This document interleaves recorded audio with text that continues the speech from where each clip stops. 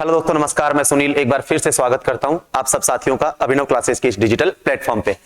साथियों, हम बात कर रहे थे फंडामेंटल राइट्स का चैप्टर हम कंप्लीट कर चुके हैं और अब इस सेशन में आपके सामने मैं लेकर आने वाला हूं एक शानदार चैप्टर जो कि डीपीएसपी का है, राज्य के नीति निदेशक तत्व का एक शानदार चैप्टर इस सेशन में मैं आपके सामने रखने वाला हूं। भारतीय संविधान का भाग 3 हम पढ़ चुके हैं और आज इस सेशन में हम बात करेंगे भारतीय संविधान के भाग 4 की।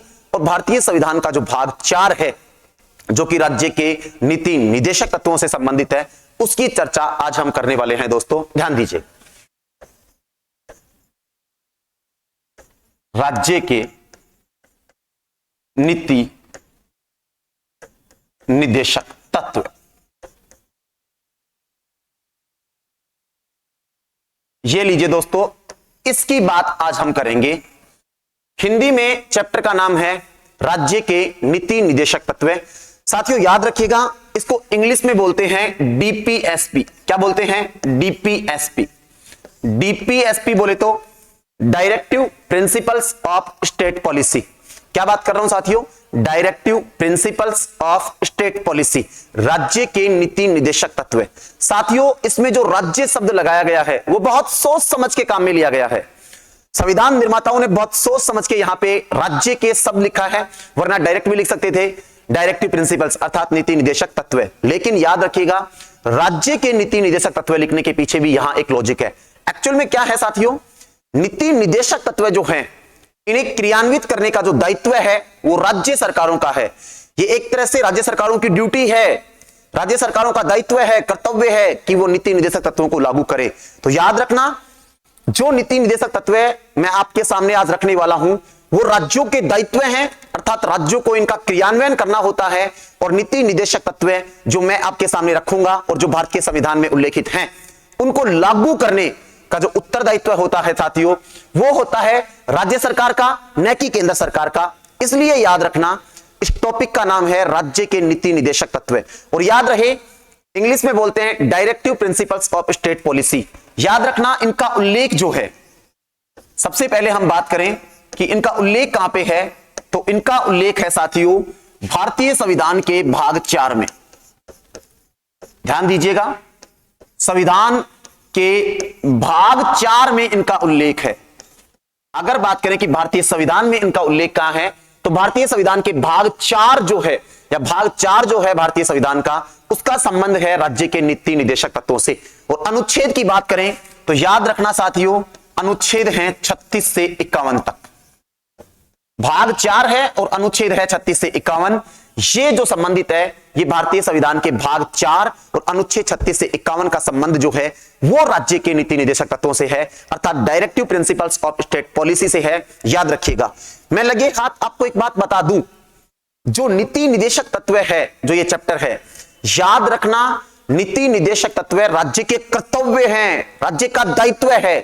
प्रश्न आ सकता है कि नीति निदेशक तत्व है केंद्र सरकार का दायित्व है, केंद्र सरकार के अधिकार, राज्य सरकार का दायित्व है, राज्य सरकार के अधिकार। तो याद रखना, नीति निदेशक तत्व राज्य के दायित्व हैं या राज्य का कर्तव्य है। यह भी बहुत अच्छा क्वेश्चन हो सकता है, ध्यान रखना। मैं नोट डाल के इसकी भी चर्चा कर रहा हूं आपके सामने। राज्य के नीति निदेशक तत्व, साथियों मैं पूरी डिटेल में इसकी चर्चा करना चाहता हूं। नीति निदेशक तत्व राज्य के कर्तव्य हैं, राज्य के क्या है दोस्तों? कर्तव्य बोल दूं या मैं बोल दूं दायित्व, एक ही बात है। राज्य के कर्तव्य या दायित्व हैं, इस बात का भी आपको ध्यान रखना है। अच्छा प्रश्न बन सकता है कि नीति निदेशक तत्व जो हैं वो राज्य के अधिकार हैं या राज्य के कर्तव्य हैं। तो याद रहे, राज्य के कर्तव्य हैं, अर्थात इनको लागू करना राज्य सरकार का दायित्व है, राज्य सरकार का कर्तव्य है कि वो इन्हें क्रियान्वित करे। इसीलिए इसका नाम रखा है राज्य के नीति निदेशक तत्व। मैं आपके सामने एक बहुत अच्छी और बहुत प्यारी सी बात रख रहा हूं, जरा गौर कीजिएगा। राज्य के नीति निदेशक तत्वों को लागू करना केंद्र सरकार का दायित्व भले ही है, लेकिन याद रख लेना, माफी चाहूंगा, राज्य सरकार, इनको लागू करना राज्य सरकार का दायित्व भले ही है, लेकिन याद रहे राज्य सरकार इन्हें लागू करने के लिए बाध्य नहीं है। अर्थात राज्य सरकार को इन्हें लागू करने के लिए बाध्य नहीं किया जा सकता, क्योंकि नीति निदेशक तत्व जो हैं वो एनफोर्सेबल, गैर वाद योग्य हैं। ध्यान रख लेना, न्यायपालिका में नीति निदेशक तत्वों को चुनौती नहीं दी जा सकती है। एक बहुत अच्छी बात आपके सामने रख रहा हूं, अगर कोई राज्य सरकार नीति निदेशक तत्वों को क्रियान्वित नहीं करती है तो आप न्यायपालिका में चुनौती नहीं दे सकते कि साहब फला राज्य सरकार नीति निदेशक तत्वों को क्रियान्वित नहीं कर रही है। नीति निदेशक तत्वों को क्रियान्वित करना राज्य का कर्तव्य है, लेकिन उन्हें बाध्य नहीं किया जा सकता, अर्थात न्यायपालिका में ये वादयोग्य नहीं है, या मैं कहूं कि न्यायपालिका में नीति निदेशक तत्वों को आप चुनौती नहीं दे सकते। यह भी बहुत अच्छा प्रश्न है, मैं आपके सामने रख रहा हूं, ध्यान दीजिएगा, बहुत अच्छा क्वेश्चन हो सकता है। नीति निदेशक तत्व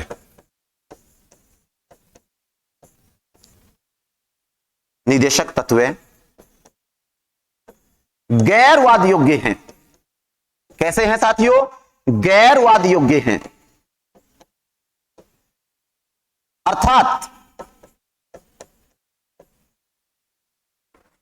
इन्हें न्यायपालिका में चुनौती नहीं दी जा सकती। न्यायपालिका में चुनौती नहीं दी जा सकती। ये लीजिए साथियों, मैं फिर आपके सामने ये बात दोहरा रहा हूं कि नीति निदेशक तत्व जो हैं वो गैर वाद योग्य हैं, इन्हें आप न्यायपालिका में चुनौती नहीं दे सकते, अर्थात कोई राज्य सरकार इन्हें अगर लागू नहीं करती है तो राज्य सरकार को बाध्य नहीं किया जा सकता कि आप नीति निदेशक तत्वों को लागू करें। और एक बात और बता रहा हूं, लगे हाथ आपको, नीति निदेशक तत्व गैर वाद योग्य। देखो दोस्तों, वाद योग्य और गैर वाद योग्य का मतलब एक ही होता है। जिन्हें आप न्यायपालिका में चुनौती दे सकते हो वो वाद योग्य, और जिन्हें आप न्यायपालिका में चुनौती नहीं दे सकते वो होते हैं गैर वाद योग्य। ये बात आप याद रखना। और इसके साथ याद रखना जो डीपीएसपी की प्रकृति, अब मैं बार बार नीति निदेशक तत्व ना बोल के मैं आपके सामने एक ही बात रखूंगा, डीपीएसपी, आप समझ जाइएगा, क्योंकि नीति निदेशक तत्वों को ही बोलते हैं डीपीएसपी। एक बात और याद रहे, जो नीति निदेशक तत्व है अर्थात डीपीएसपी है, इसकी प्रकृति सकारात्मक है या नकारात्मक? तो याद रखना, नीति निदेशक तत्वों की प्रकृति सकारात्मक है दोस्तों, नकारात्मक नहीं है। आप कहेंगे सकारात्मक कैसे? तो साथियों, जब मैं आपके सामने नीति निदेशक तत्वों के अनुच्छेद रखूंगा, अभी कुछ देर में जब हम 36 से स्टार्ट करेंगे, एक एक आर्टिकल मैं आपके सामने रखूंगा, तो आप पाएंगे कि नीति निदेशक तत्वों में क्या क्या है। जैसे मैं एक एग्जांपल दे रहा हूं, अनुच्छेद 39 में 6 बातें लिखी हुई हैं। 6 बातें मैं आपके सामने 1-2 बातें रख रहा हूं, आप समझ जाओगे अपने आप। पहली बात है कि राज्य स्त्री व पुरुषों को आजीविका के समान अवसर उपलब्ध करवाएगा। दूसरा है, राज्य भौतिक संसाधनों का वितरण इस प्रकार से करेगा कि वो समुचित रूप से अधिकतम लोगों के लिए उपयोगी हो। तीसरा, राज्य आर्थिक संसाधनों का वितरण इस प्रकार से करेगा कि उनका केंद्रीकरण अर्थात वो एक जगह इकट्ठे ना हो। चौथा, स्त्री व पुरुषों को समान कार्य के लिए समान वेतन का प्रबंध करेगा। अर्थात पांचवी जो बात है वो ये है कि राज्य स्त्री व पुरुषों को ऐसा कार्य करने से रोकेगा जिससे उनके स्वास्थ्य को नुकसान हो या उनकी शक्ति का दुरुपयोग हो। और छठा जो है वो ये है कि राज्य बच्चों के लिए गरिमामय वातावरण का प्रबंध करेगा। तो साथियों, आपने देखा बार बार एक बात आ रही है निकलकर, राज्य इस समान कार्य के लिए समान वेतन भी देगा, राज्य आजीविका के अवसर भी उपलब्ध करवाएगा, राज्य भौतिक संसाधनों का वितरण भी अच्छे से करेगा, वो आर्थिक संसाधनों का वितरण भी करेगा, वो ऐसा काम भी नहीं करने देगा जिससे हमारे स्वास्थ्य को नुकसान हो, वो बच्चों के गरिमामय वातावरण का भी प्रबंध करेगा। मतलब राज्य आपके लिए सब कुछ करेगा, अर्थात राज्य बहुत कार्य करेगा। तो ये सकारात्मक बातें आ रही है बार बार, राज्य ये भी करेगा, राज्य वो भी करेगा, अर्थात राज्य रोक नहीं रहा, प्रतिबंध नहीं लगा रहा है आपके कामों के ऊपर, राज्य आपके लिए बहुत अच्छे अच्छे कार्य कर रहा है। इसीलिए ध्यान रखना, डीपीएसपी की जो प्रकृति है वो है साथियों सकारात्मक। मैं लगे हाथ ये भी लिख देता हूं, डीपीएसपी की प्रकृति सकारात्मक है। ये लीजिए साथियों, डीपीएसपी की प्रकृति जो है वो सकारात्मक है। आपको इस बात को भी ध्यान में रखना है कि डीपीएसपी की प्रकृति सकारात्मक है और डीपीएसपी गैर वाद योग्य है, अर्थात इन्हें न्यायपालिका में चुनौती नहीं दी जा सकती। अब मैं चल रहा हूं दोस्तों थोड़ा सा आगे, ध्यान दीजिएगा इन बातों के आगे। मैं 2-3 बातें आपके सामने रख रहा हूं, जरा गौर कीजिएगा। पहली बात, ये जो नीति निदेशक तत्व है ना, ये ध्यान रख लेना, सामाजिक और आर्थिक लोकतंत्र की स्थापना करते हैं। एक बहुत प्यारी बात, एक बहुत प्यारा सा कॉन्सेप्ट मैंने आपके सामने रखा है कि नीति निदेशक तत्व सामाजिक और आर्थिक लोकतंत्र की स्थापना करते हैं। साथियों याद रहे, मौलिक अधिकार जो स्थापित करते हैं वो राजनीतिक लोकतंत्र स्थापित करते हैं, और नीति निदेशक तत्व सामाजिक और आर्थिक लोकतंत्र, या मैं कहूं सामाजिक और आर्थिक प्रजातंत्र की स्थापना करते हैं। आप कहेंगे सर कैसे? मैंने अभी आपके सामने आर्टिकल 39 रखा था, उसमें देखा ना आपने, वो आपके सामाजिक व्यवस्थाओं का भी ध्यान रख रहा है, आर्थिक हितों का भी ध्यान रख रहा है। कैसे? वेतन भी देगा, आजीविका के अवसर भी उपलब्ध करवाएगा। तो भाई ये आर्थिक हित हो गया। और सामाजिक, समाज में किसी प्रकार का भेदभाव नहीं होगा। अर्थात देखो, आप 38 पढ़ेंगे तो 38 में लिखा हुआ है कि राज्य लोक कल्याण की अभिवृद्धि के लिए प्रयास करेगा, जिससे नागरिकों के लिए सामाजिक, आर्थिक एवं राजनीतिक न्याय सुनिश्चित हो। तो ध्यान रख लेना, भारतीय संविधान का मैं बहुत प्यारी बात रख रहा हूं, जो ये नीति निदेशक तत्व हैं, ये कैसे प्रजातंत्र की स्थापना करते हैं? तो ये सामाजिक और आर्थिक लोकतंत्र या प्रजातंत्र की स्थापना करते हैं। मैं बहुत बढ़िया बात आपके सामने रख रहा हूं, प्रश्न बन सकता है। नीति निदेशक तत्व स्थापित करते हैं सामाजिक लोकतंत्र, आर्थिक लोकतंत्र, सामाजिक एवं आर्थिक लोकतंत्र, सामाजिक, आर्थिक एवं राजनीतिक लोकतंत्र। तो ध्यान रखना, मुख्य रूप से नीति निदेशक तत्व सामाजिक और आर्थिक प्रजातंत्र की स्थापना करते हैं। और एक बात और कह दूं मैं आपको, नीति निदेशक तत्व जो हैं वो एक लोक कल्याणकारी राज्य की स्थापना से संबंधित है। बहुत प्यारी बात रख रहा हूं, नीति निदेशक तत्व एक लोक कल्याणकारी राज्य की स्थापना करना चाहते हैं। प्रश्न आएगा, भारतीय संविधान का कौन सा भाग लोक कल्याणकारी राज्य की संकल्पना से संबंधित है? तो साथियों उत्तर आएगा भाग 4। क्या आएगा? भाग 4 भारतीय संविधान का लोक कल्याणकारी राज्य की संकल्पना से संबंधित है। ये लोक कल्याणकारी राज्य स्थापित करना चाहता है, अर्थात राज्य की प्रकृति कैसी हो? लोक कल्याणकारी हो। देखो दोस्तों, दो बातें कर रहा हूं मैं, एक तो होता है पुलिस राज्य, एक होता है लोक कल्याणकारी राज्य। पुलिस राज्य में और कल्याणकारी राज्य में अंतर क्या होता है? गौर फरमाइएगा दोस्तों। पुलिस राज्य का मतलब होता है, पुलिस स्टेट का मतलब होता है, राज्य सिर्फ नागरिकों की सुरक्षा करेगा, बाकी उनको समय पे इलाज मिल रहा है नहीं मिल रहा, उनको स्वास्थ्य अच्छा मिल रहा है नहीं मिल रहा, शिक्षा मिल रही नहीं मिल रही, रोटी मिल रही नहीं मिल रही, कोई फर्क नहीं पड़ेगा राज्य से। ऐसा राज्य होता है पुलिस राज्य, पुलिस स्टेट। अर्थात ऐसा राज्य जो सिर्फ और सिर्फ नागरिकों की सुरक्षा करता है, उसका सुरक्षा करने का दायित्व है, वो होता है पुलिस राज्य। लेकिन नीति निदेशक तत्व एक लोक कल्याणकारी राज्य की स्थापना करते हैं। और याद रखिएगा, लोक कल्याणकारी राज्य का मतलब होता है जन्म पूर्व से लेकर कब्र तक। मैं बहुत शानदार बात रख रहा हूं आपके सामने कि सर लोक कल्याणकारी राज्य का मतलब क्या है? तो लोक कल्याणकारी राज्य का मतलब है ऐसा राज्य जो जन्म पूर्व से लेकर के और कब्र तक आजीवन आपकी बातों का ख्याल रखे, आपका ख्याल रखे, आपकी देखरेख करे, वो होता है लोक कल्याणकारी राज्य। अब आप मेरे से कहेंगे कि सर भारत कैसा है? तो लोक कल्याणकारी राज्य है भारत में। अब लोक कल्याणकारी कैसे? आप देखिए तो क्या भारत के राज्य जो हैं वो केवल नागरिकों की सुरक्षा करते हैं? आप देख रहे हैं आजकल की पॉलिटिक्स में एक नई चीज, फ्री व्हील्स, एक नया शब्द आजकल की पॉलिटिक्स में है, फ्री की रेवड़ियां। आजकल सुन रहे होंगे आप, पॉलिटिक्स में विपक्षी पार्टियां एक दूसरे पर आक्षेप लगाती हैं कि तो फ्री रेवड़ियां बांट रहे हैं। देखो ध्यान देना मेरी बातों के ऊपर, नीति निदेशक तत्व लोक कल्याणकारी राज्य की स्थापना करता है, क्योंकि राज्य देखिए आप जन्म पूर्व से आपका ख्याल रखता है। बोले जी कैसे रखता है? जन्म पूर्व, जब बच्चा माता के गर्भ में होता है तो सरकारी अस्पताल में टीके लगाए जाते हैं माता को निःशुल्क। जन्म के बाद बच्चे को निःशुल्क पोलियो की दवाई पिलाई जाती है, उसके टीके लगाए जाते हैं कि वो स्वस्थ रहे। आगे चलकर बच्चे को निःशुल्क शिक्षा का प्रावधान किया गया है। आप देखिए ना भारतीय संविधान में क्या क्या है, निःशुल्क शिक्षा की व्यवस्था राज्य कर रहा है। आप देखिए जब नीति निदेशक तत्व पढ़ेंगे तो उसका एक आर्टिकल आएगा 47, जो बात करेगा कि उचित पोषाहार मिले, उचित जीवन स्तर मिले सभी को, और स्वास्थ्य का प्रबंध करेगा राज्य। तो राज्य क्या नहीं कर रहा? वो आपकी रोटी का प्रबंध कर रहा है, वो आपके स्वास्थ्य का प्रबंध कर रहा है, वो आपकी शिक्षा का प्रबंध कर रहा है, वो आपकी सुरक्षा भी कर रहा है। तो भाई ऐसा राज्य क्या होता है? भाई सिंपल सी बात है, ऐसा राज्य कल्याणकारी राज्य कहलाता है। क्या कहलाता है? ये कल्याणकारी राज्य है। ऐसा राज्य जो आपकी हर चीज का ख्याल रख रहा है, वो कल्याणकारी राज्य कहलाता है। और ध्यान रखना, कल्याणकारी राज्य की संकल्पना, या मैं कहूं लोक कल्याणकारी राज्य की संकल्पना भाग 4 में निहित है। भाग 4 जो है वो लोक कल्याणकारी राज्य की जो कहावत है उसको चरितार्थ करता है, लागू करता है। और याद रहे, लोक कल्याणकारी राज्य का मतलब होता है जन्म पूर्व से कब्र तक जो आपका ख्याल रखे, वो होता है लोक कल्याणकारी राज्य। एटलीस्ट मैंने मौलिक अधिकारों में बताया था आपको, आर्टिकल 21 में एक मामला था सुप्रीम कोर्ट का, common cause versus union of India, जिसमें यह भी कहा गया था कि सम्मानजनक मृत्यु का अधिकार भी अनुच्छेद 21 का अंग है। तो क्या नहीं मिल रहा आपको? जन्म के साथ सब कुछ मिल रहा है आपको, सारी सुविधाएं आपको मिल रही हैं, तो एक लोक कल्याणकारी राज्य है। ये दोनों तीनों चीजें मैंने डिटेल में आपके सामने रख दी हैं, इनका भी विशेष ध्यान रखना और नोट डाउन कीजिएगा। ध्यान दीजिएगा, बीपीएसपी सामाजिक एवं आर्थिक लोकतंत्र, या मैं कहूं प्रजातंत्र, एक ही बात है, सामाजिक एवं आर्थिक प्रजातंत्र की स्थापना करता है।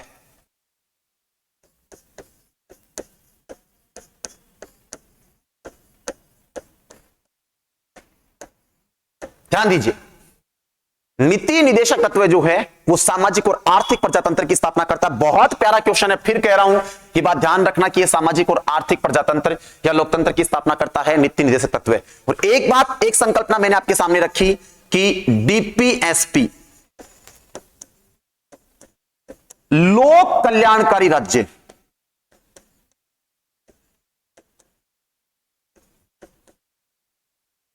की संकल्पना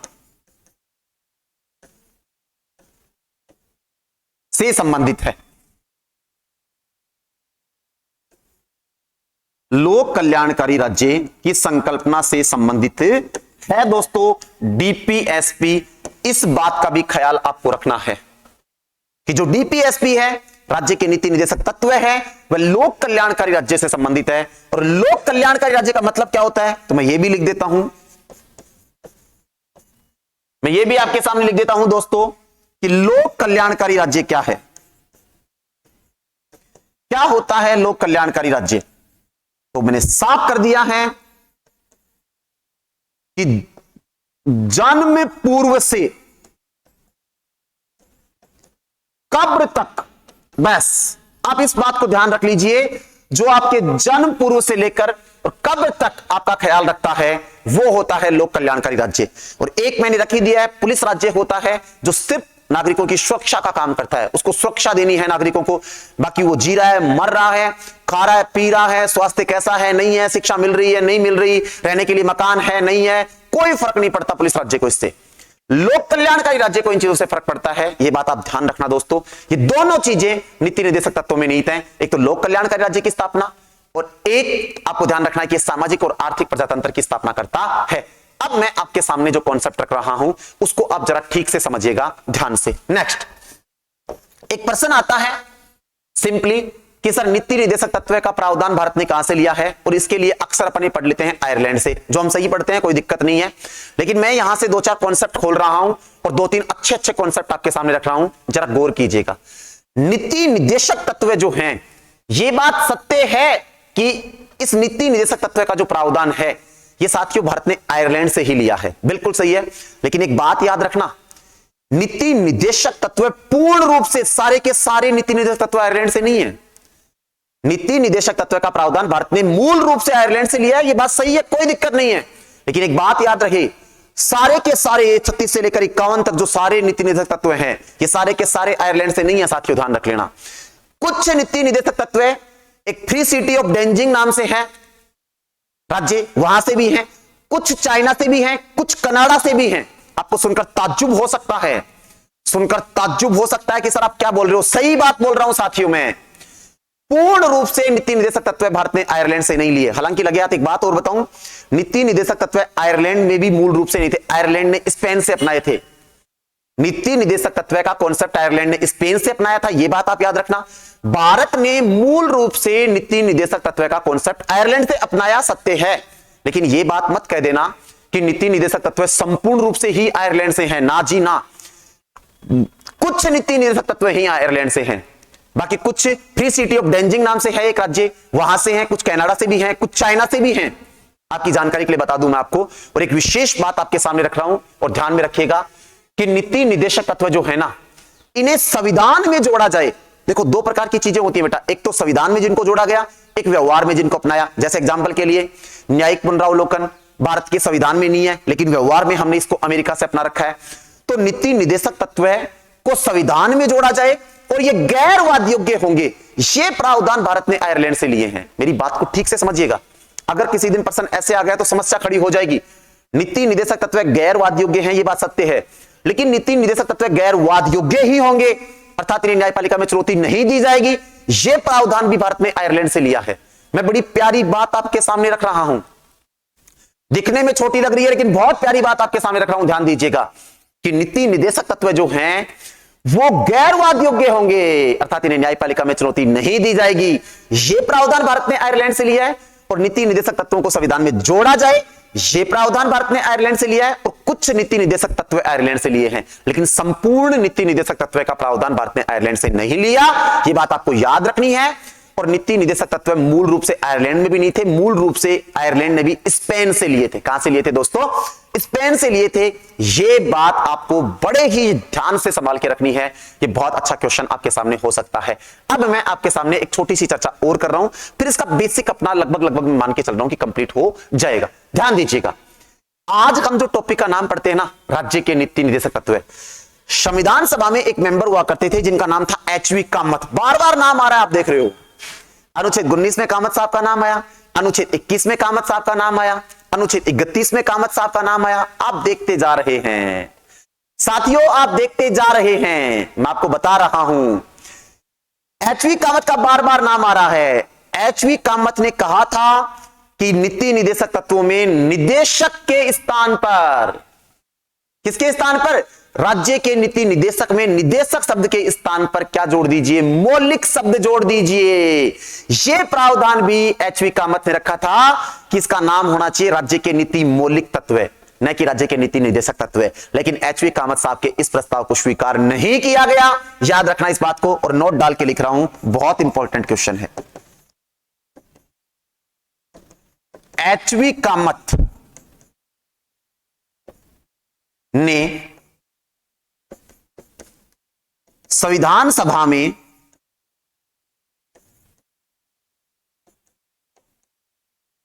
प्रस्ताव रखा था कि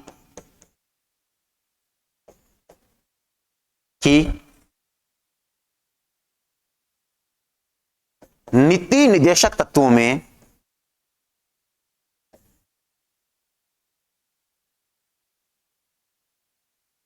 निदेशक के स्थान पर, निदेशक के स्थान पर मौलिक शब्द जोड़ा जाए। निदेशक के स्थान पर मौलिक शब्द जोड़ा जाए। यह प्रस्ताव भी एचवी कामत साहब ने रखा था कि निदेशक के स्थान पर मौलिक शब्द रखा जाए, किंतु स्वीकार नहीं किया गया। अगर स्वीकार होता तो आपके सामने होता ही, कोई दोहराई वाली बात ही नहीं। अगर स्वीकार ही होता तो सामने होता। ये बात, आयरलैंड वाली बात मैं आपके सामने रख रहा हूं, ध्यान दीजिएगा। भारत ने डीपीएसपी का प्रावधान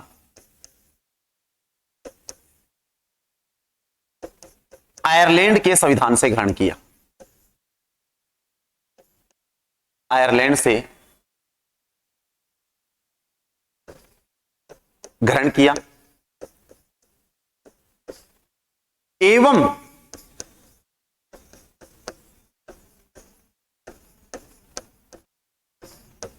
आयरलैंड ने स्पेन से ग्रहण किया था। आयरलैंड ने स्पेन से ग्रहण किया था। ये लीजिए, आयरलैंड ने कहां से ग्रहण किया था? स्पेन से। अब मैं जो बात मैंने आपको बताई वो मैं रख रहा हूं आपके सामने, ध्यान दीजिएगा। किंतु संपूर्ण डीपीएसपी आयरलैंड से नहीं लिए गए, नहीं ग्रहण किए गए,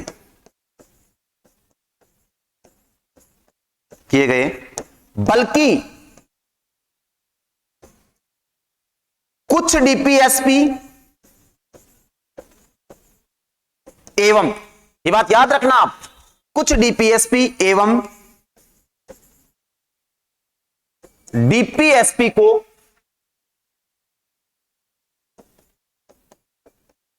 संविधान में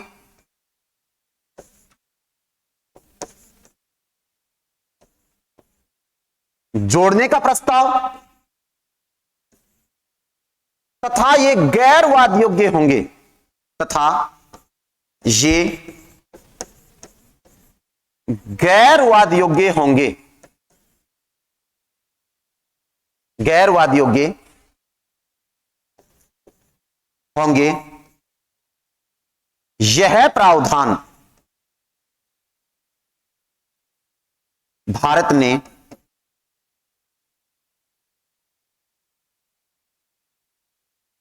भारत ने आयरलैंड से ग्रहण किया। भारत ने आयरलैंड से ग्रहण किए। ये बात आप बहुत अच्छे से संभाल के रखना, बहुत अच्छा क्वेश्चन इसका बनता है साथियों। अक्सर हम यही पढ़ते हैं कि भारत ने संपूर्ण डीपीएसपी जो है वो आयरलैंड से लिए हैं, ऐसा नहीं है। कुछ डीपीएसपी आयरलैंड से लिए हैं और इन्हें संविधान में जोड़ा जाए ये प्रावधान आयरलैंड से लिया है, अर्थात इन्हें संविधान के अंदर रखा जाए, मतलब व्यवहारिक रूप में इन्हें अपनाया जाए और ये गैर वाद्योग्य होंगे, ये प्रावधान भारत ने आयरलैंड से लिए हैं साथियों। ये बात आपको संभाल के रखनी है। बहुत अच्छा प्रश्न यहां से निकल सकता है। कुछ मैंने बताया आपको फ्री सिटी ऑफ डेंजिंग से हैं, कुछ कनाडा से है, कुछ चाइना से हैं, यहां से भी नीति निर्देशक तत्व के प्रावधान कुछ ग्रहण किए गए हैं। इस बात का भी आपको ध्यान रखना है साथियों। ये कुछ बेसिक सी बातें थी, लगभग बेसिक मैंने आपका जो था डीपीएसपी का वो आपके सामने रख दिया है। इनकी प्रकृति कैसी है, ये कैसे राज्य की स्थापना करते हैं, ये सरकार के कर्तव्य हैं, इनका उल्लेख कहां पर है, ये सारी बातें मैंने आपके सामने रख दी हैं। अब एक छोटी सी बात मैं और रख रहा हूं आपके सामने, ध्यान दीजिएगा। डीपीएसपी का प्रस्ताव संविधान सभा में किसने रखा था? तो ध्यान रख लेना, डीपीएसपी का प्रस्ताव संविधान सभा में बीएन राव ने रखा था। किसने साथियों? बीएन राव ने। यह भी मैं यहीं पे रख देता हूं। डीपीएसपी का प्रस्ताव संविधान सभा में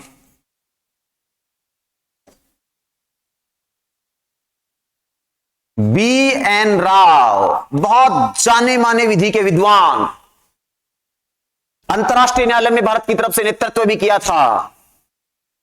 एक आईसीएस अधिकारी थे जो ब्रिटेन और अमेरिका जैसे देशों में प्रशासनिक सेवक के रूप में सेवाएं दे चुके थे, प्रशासनिक अधिकारी के रूप में बीएन राव ने रखा था।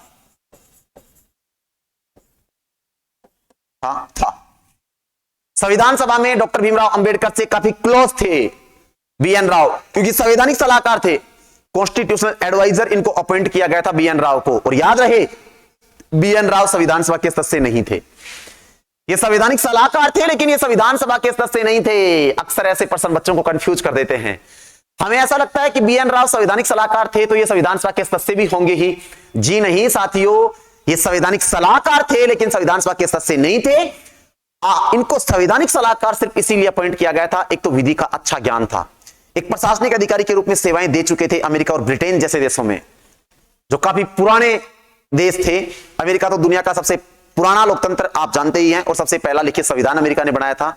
और ब्रह्मा जो देश है जिसका नाम आज म्यांमार है, उसके संविधान निर्माण में भी बीएन राव साहब का एक अच्छा योगदान था। ध्यान रखिएगा इस बात का, इसीलिए इन्हें संवैधानिक सलाहकार अपॉइंट किया गया था और ये संविधान सभा के मेंबर नहीं थे।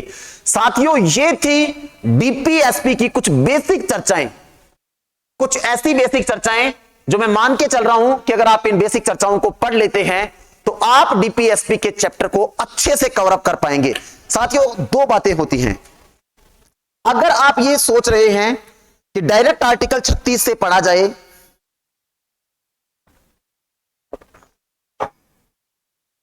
तो आपकी जानकारी के लिए बता दूं, अगर डायरेक्ट आर्टिकल 36 से पढ़ना स्टार्ट करोगे ना तो नीति निर्देशक तत्व समझ में नहीं आएंगे। सबसे पहले इनकी पृष्ठभूमि, इनका बैकग्राउंड आपको जानना जरूरी है। क्या है, कहां उल्लेखित हैं, कहां से लिए गए, राज्य का क्या रोल है, दायित्व हैं, अधिकार हैं, ये सब चीजें, इनकी प्रकृति कैसी है, एनफोर्सेबल है या नहीं है, ये सब चीजें आपको जाननी जरूरी हैं। और मैंने एक एक करके आपके सामने ये सारी चीजें रख दी हैं। साथियों, अब मैं बात करना चाहता हूं नीति निर्देशक तत्वों के प्रॉपर आर्टिकल्स के ऊपर। आपको पता ही है, आप तैयार बैठे होंगे, अलर्ट मोड पे होंगे और आप इंतजार कर रहे होंगे कि सर कब 36 स्टार्ट करोगे, कब 36 स्टार्ट करोगे। ध्यान दीजिएगा, बहुत अच्छा आर्टिकल है 36। अब मैं रख रहा हूं नीति निर्देशक तत्वों के प्रॉपर आर्टिकल से अपन स्टार्ट कर रहे हैं। साथियों, ध्यान दीजिएगा, बहुत सुंदर प्रश्न है। अनुच्छेद 36 पहला, ये लो साहब, क्या है भाई अनुच्छेद 36 में?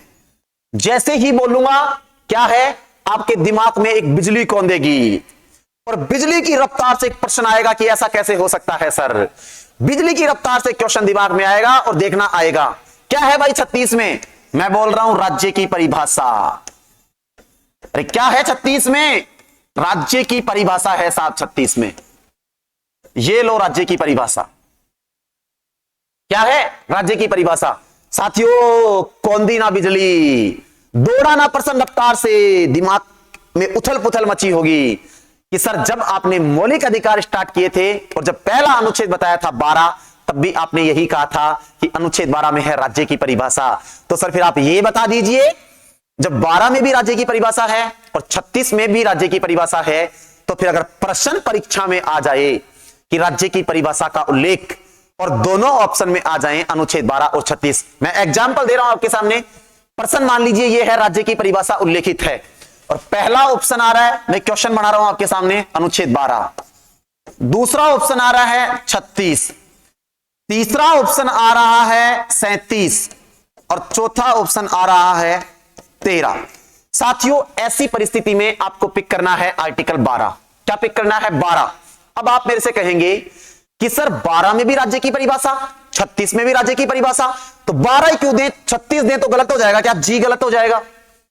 प्रायोरिटी हमेशा 12 को मिलेगी। बोले सर क्यों मिलेगी प्रायोरिटी 12 को? तो मैं कारण बता रहा हूं आपको। याद करो जब साथियों मैंने मौलिक अधिकार पढ़ाए थे तो मैंने एक प्यारी सी बात आपके सामने रखी थी कि राज्य की परिभाषा ऐसा लिखा हुआ है और उसमें लिखी हुई है परिभाषा अनुच्छेद 12 में। और क्या लिखा हुआ है परिभाषा में? केंद्र सरकार, राज्य सरकार, स्थानीय सरकारें तथा वे सभी संस्थाएं जो सरकार के लिए कार्य करती हैं या जिनमें सरकार की भागीदारी होती है, वे सब राज्य की परिभाषा में शामिल होती हैं। ऐसी परिभाषा मैंने आपके सामने रखी थी ना, 12 में रखी थी ना, इसीलिए 12 को प्रायोरिटी दे रहे हैं। बोले साहब 36 में फिर क्या परिभाषा लिखी हुई है? याद रखिए साथियों, कितनी बढ़िया बात बोल रहा हूं।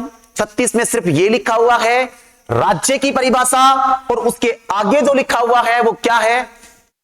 अनुच्छेद 36 में राज्य की परिभाषा लिखे आगे लिखा हुआ है कि यहां राज्य शब्द का वही अर्थ होगा जो भारतीय संविधान के भाग 3 के अनुच्छेद 12 में है।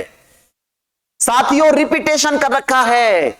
अनुच्छेद 36 में राज्य की परिभाषा में कोई लैंग्वेज नहीं लिखी हुई है, सिर्फ क्या लिखा हुआ है कि यहां राज्य शब्द का वही अर्थ होगा जो संविधान के भाग 3 के अंतर्गत अनुच्छेद 12 में है। अर्थात रिपीटेशन कर रखा है 12 का। आप कहोगे 36 में ऐसा लिखा हुआ है? बिल्कुल साथियों, ऐसे कैसे लिखा हुआ है कि यहां राज्य का वही अर्थ है जो भाग 3 के अनुच्छेद 12 में है।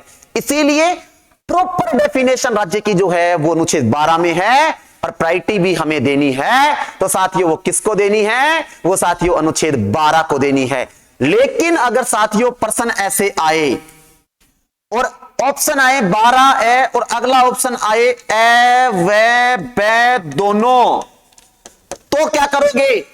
प्रश्न आया राज्य की परिभाषा उल्लेखित है 12 में, 36 में, ए व ब दोनों। साथियों बिना किसी टेंशन के ये उत्तर देना से ए व ब दोनों, क्योंकि यहां अब 12 और 36 दोनों आएगा। ऐसा हो चुका है और ऐसा होगा।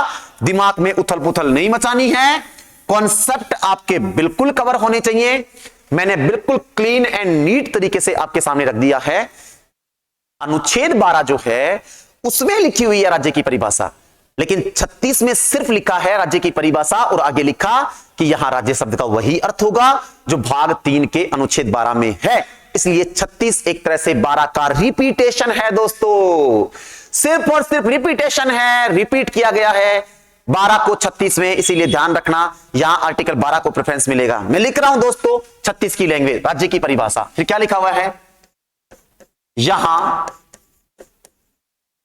राज्य शब्द का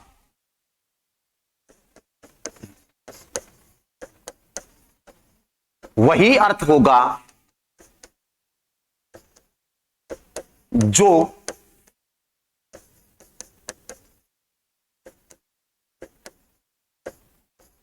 संविधान के भाग 3 के अनुच्छेद 12 में है। ये लीजिए साथियों, ऐसा का ऐसा लिखा हुआ है अनुच्छेद 36 में। इसीलिए मैंने आपको पूरे तरीके से बता दिया है, हर एंगल से क्रिएट करके बता दिया है कि प्रश्न कैसे बनेगा। उत्तर 12 मानेगा तो क्यों मानेगा, 36 आए तो ए व ब मानेगा तो कैसे मानेगा। हर तरीके से, हर एंगल से, दृष्टिकोण से मैंने बता दिया है आपको और आशा कर रहा हूं कि यह बात आपके समझ में आ भी गई होगी। अब मैं बात करना चाह रहा हूं साथियों आगे, ध्यान दीजिएगा। अनुच्छेद 37, आपको एक बात मैं पहले ही बता दूं कि नीति निदेशक तत्वों के जो आर्टिकल है ना दोस्तों, ये इतने लंबे नहीं है। मौलिक अधिकारों की तरह नीति निर्देशक तत्वों में इतनी लंबी चौड़ी व्याख्याएं नहीं है अनुच्छेदों में। एक दो अनुच्छेद ऐसे हैं जिनकी अच्छी व्याख्या है, जैसे 39 की व्याख्या अच्छी कर रखी है और एक 51 की भी ठीक ठाक सी व्याख्या नीति निर्देशक तत्वों में है। बाकी हर अनुच्छेद की अगर अपन व्याख्या देखें तो आर्टिकल 48 में इतनी व्याख्या है नहीं, और आर्टिकल 48 में सुप्रीम कोर्ट के मामले तो बन ही नहीं सकते, क्योंकि आपको साफ साफ पता है साहब कि नीति निर्देशक तत्वों को तो न्यायपालिका में चुनौती दे ही नहीं सकते, ये तो गैर वादयोग्य हैं, तो यहां सुप्रीम कोर्ट के केस तो बनते ही नहीं है। और जब सुप्रीम कोर्ट के केस नहीं बनते तो मान के चलिए कि सिलेबस जो टॉपिक है वो सीमित दायरे में है, इसकी इतनी ज्यादा डिटेल में व्याख्या आपको नहीं करनी पड़ेगी। ध्यान दीजिएगा अनुच्छेद 37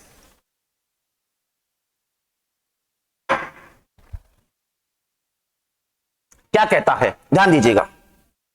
अनुच्छेद 37 कहता है एक बहुत अच्छी बात, अभी थोड़ी देर पहले मैंने एक बात बोली थी कि नीति निर्देशक तत्व गैर वादयोग्य होंगे। कैसे होंगे दोस्तों? गैर वादयोग्य होंगे। याद रखना नीति निर्देशक तत्व गैर वादयोग्य होंगे, यही बात अनुच्छेद 37 में लिखी हुई है। तो अगर प्रश्न आ जाए कि नीति निर्देशक तत्व गैर वादयोग्य होंगे उल्लेखित है, तो ये 37 में उल्लेखित है साथियों, ध्यान रख लेना।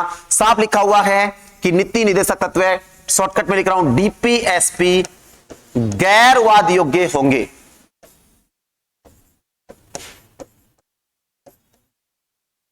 होंगे ये बात अनुच्छेद 37 में लिखी हुई है, अर्थात नीति निर्देशक तत्वों को न्यायपालिका में चुनौती नहीं दी जा सकती, ये बात 37 में लिखी हुई है।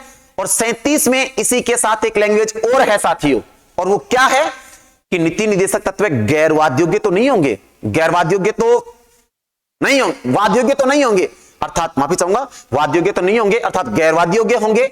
लेकिन इसका मतलब यह नहीं है कि आप नीति निर्देशक तत्वों को लेकर न्यायपालिका में जा ही नहीं सकते तो राज्य इनको लागू ही ना करे। 37 में साफ साफ लिखा हुआ है कि राज्य जब भी नीति निर्माण करेगा, राज्य जब भी कोई कानून या विधि बनाएगा, तो राज्य ऐसा प्रयास करेगा कि उन नीतियों, उन कानूनों के माध्यम से ही ये जो नीति निर्देशक तत्व लिखे हुए हैं 36 से 51 में, ये लागू हो जाएं। मेरी बहुत प्यारी बात बोल रहा हूं दोस्तों, मेरी बात को समझने की कोशिश कीजिएगा। नीति निर्देशक तत्व गैर वादयोग्य होंगे, ये बात सत्य है, अर्थात इन्हें न्यायपालिका में चैलेंज नहीं किया जाएगा। लेकिन इसका कतई ये मतलब नहीं है कि नीति निर्देशक तत्व जो हैं इनको लेकर के राज्य सरकारें लापरवाह रहेंगी, अर्थात राज्य सरकारें इन्हें लागू करेंगी नहीं।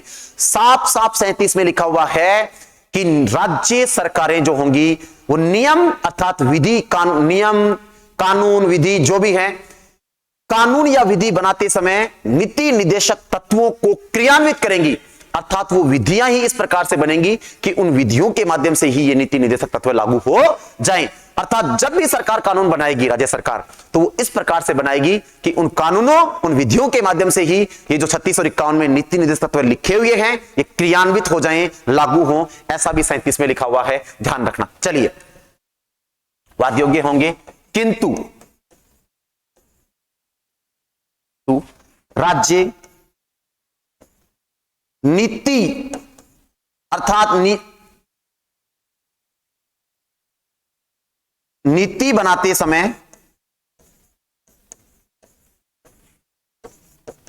नीति बनाते समय या मैं कहूं कानून बनाते समय, कानून या विधि एक ही बात है, कानून बनाते समय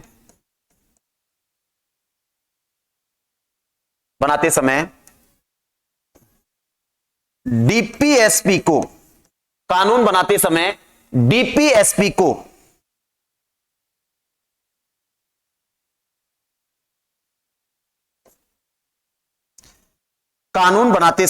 डीपीएसपी को ध्यान में रखेगा। ये ले, ऐसे कर लीजिए, ध्यान में रखेगा, अर्थात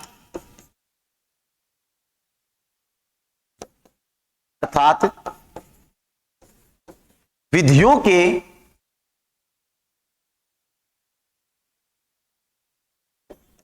माध्यम से ही डीपीएसपी को क्रियान्वित करेगा। ये लीजिए, बहुत प्यारी बात मैंने रखी है, ध्यान दीजिएगा। जब भी राज्य नीति बनाएगा, नियम बनाएगा, कानून बनाएगा, विधि बनाएगा, एक ही बात है, कुछ भी बोल दूं तो वो डीपीएसपी को ध्यान में रखेगा, अर्थात वो इस प्रकार से नियम बनाएगा कि उन नियमों के माध्यम से ही डीपीएसपी अर्थात नीति निर्देशक तत्व लागू हो जाएं। मैं क्या कह रहा हूं दोस्तों, मेरी बात को समझने की कोशिश कीजिएगा कि राज्य जब भी नीति बनाएगा तो वो नीति ही इस प्रकार से बनाएगा कि उन नीतियों के माध्यम से ही वो नीति निर्देशक तत्व क्या हो जाएं, लागू हो जाएं, अर्थात अलग से उन्हें लागू करने की आवश्यकता पड़े ही नहीं, कानूनों के माध्यम से ही वो लागू हो जाएं। ऐसे ही राज्य कानून बनाएगा। ये बात अनुच्छेद 37 में लिखी हुई है। दोनों अनुच्छेद बहुत सिंपल से हैं और मैं मान के चल रहा हूं कि आसानी से आपको समझ में आ जाएंगे, क्योंकि इनकी लैंग्वेज बहुत आसान है और बहुत आसानी से ये आपके पकड़ में आ जाएंगे। साथियों, सीरियसली आप इनको एक एक करके समझने की कोशिश कीजिएगा। अब आ रहा है अपना अनुच्छेद 38। ज्यादा लंबी चौड़ी राम कथा इनमें है ही नहीं, बहुत आसान आसान से अनुच्छेद है। 38 क्या कहता है? 38 एक बहुत आसान सी लैंग्वेज कहता है, सुनिएगा। 38 कहता है कि राज्य लोक कल्याण की अभिवृद्धि के लिए प्रयास करेगा, जिससे नागरिकों के लिए सामाजिक, आर्थिक एवं राजनीतिक न्याय सुनिश्चित हो सके। मेरी बात को समझिएगा दोस्तों, अनुच्छेद 38 कहता है कि राज्य लोक कल्याण की अभिवृद्धि के लिए प्रयास करेगा, अर्थात राज्य हमेशा ही ऐसा प्रयास करेगा कि लोक कल्याण की अभिवृद्धि हो, अर्थात ज्यादा से ज्यादा लोगों का कल्याण हो। यह कहता है अनुच्छेद 38। और लोक कल्याण होगा तो न्याय तो सुनिश्चित होगा ही होगा। लैंग्वेज को पकड़िए आप, क्या कहता है अनुच्छेद 38? 38 से कहता है कि राज्य लोक कल्याण की अभिवृद्धि के लिए प्रयास करेगा, जिससे नागरिकों के लिए सामाजिक, आर्थिक एवं राजनीतिक न्याय सुनिश्चित हो सके। अर्थात राज्य हमेशा लोक कल्याण को बढ़ाने का प्रयास करेगा, और लोक कल्याण को बढ़ाने का प्रयास करेगा तो सिंपल सी बात है, सामाजिक, आर्थिक और राजनीतिक न्याय तो सुनिश्चित होगा ही होगा। यह कहता है भारतीय संविधान का अनुच्छेद 38। कितनी आसान भाषा है, ध्यान दीजिए। राज्य लोक कल्याण की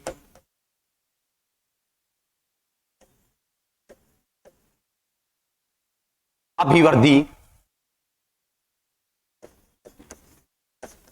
के लिए प्रयास करेगा, जिससे नागरिकों के लिए, किसके लिए? नागरिकों के लिए, नागरिकों के लिए सामाजिक, आर्थिक एवं राजनीतिक न्याय, सामाजिक, आर्थिक एवं राजनीतिक न्याय सुनिश्चित हो, सुनिश्चित। हाँ, ये लीजिए दोस्तों, ये कहता है भारतीय संविधान का अनुच्छेद 38। अब मैं यहां से एक बहुत अच्छा सा और एक शानदार सा, और या मैं कहूंगी एक भयंकर प्रश्न बना रहा हूं, गौर कीजिएगा। सामाजिक, आर्थिक एवं राजनीतिक न्याय का उल्लेख है, प्रश्न है मेरा, सामाजिक, आर्थिक एवं राजनीतिक न्याय का उल्लेख है। ऑप्शन नंबर 1 मौलिक अधिकारों में, ऑप्शन नंबर 2 प्रस्तावना में, ऑप्शन नंबर 3 नीति निर्देशक तत्वों में, ऑप्शन नंबर 4 व वै से दोनों। साथियों याद रखना, यहां बच्चा जरूर गलती कर बैठेगा। सामाजिक, आर्थिक और राजनीतिक न्याय प्रस्तावना में भी है और सामाजिक, आर्थिक एवं राजनीतिक न्याय नीति निर्देशक तत्वों में भी है। बहुत गजब की बात बोल रहा हूं मैं। प्रस्तावना में आपने पढ़ा होगा कि हम भारत के लोग भारत को एक संपूर्ण प्रभुत्व संपन्न समाजवादी पंथ निरपेक्ष लोकतंत्रात्मक गणराज्य बनाने के लिए तथा उसके समस्त नागरिकों को सामाजिक, आर्थिक एवं राजनीतिक न्याय, याद रहे, याद रहे, बहुत अच्छा, बहुत सुंदर और बहुत खतरनाक प्रश्न यहां से निकल सकता है, जो आपको आराम से कंफ्यूज कर सकता है कि सामाजिक, आर्थिक और राजनीतिक न्याय न केवल प्रस्तावना में है बल्कि नीति निर्देशक तत्वों में भी है। याद रखना दोस्तों, बहुत अच्छा क्वेश्चन है। अब मैं बात कर रहा हूं आपके सामने अनुच्छेद 38(2) की। आप कहेंगे कि सर अनुच्छेद 38 में, जी हां, 38 में खंड 2 भी है। बिल्कुल साथियों, अनुच्छेद 38 में खंड 2 है और ये खंड 2 जो है ये मूल संविधान में नहीं था। अनुच्छेद 38 में खंड 2 जोड़ा गया था, खंड 2 जोड़ा गया था 44वें संविधान संशोधन के तहत। कौन से के तहत? 44वें संविधान संशोधन अधिनियम 1978-79 के तहत 38 में खंड 2 जोड़ा गया। और खंड 2 में क्या कहा गया है? तो खंड 2 में मुख्य रूप से कहा गया है कि राज्य आय की असमानता को कम करने का प्रयास करेगा। क्या कहा गया है कि राज्य आय की असमानता को कम करने का प्रयास क्या करेगा। पहले इसकी लैंग्वेज देखिए, उसके बाद बात करते हैं। राज्य आय की असमानता को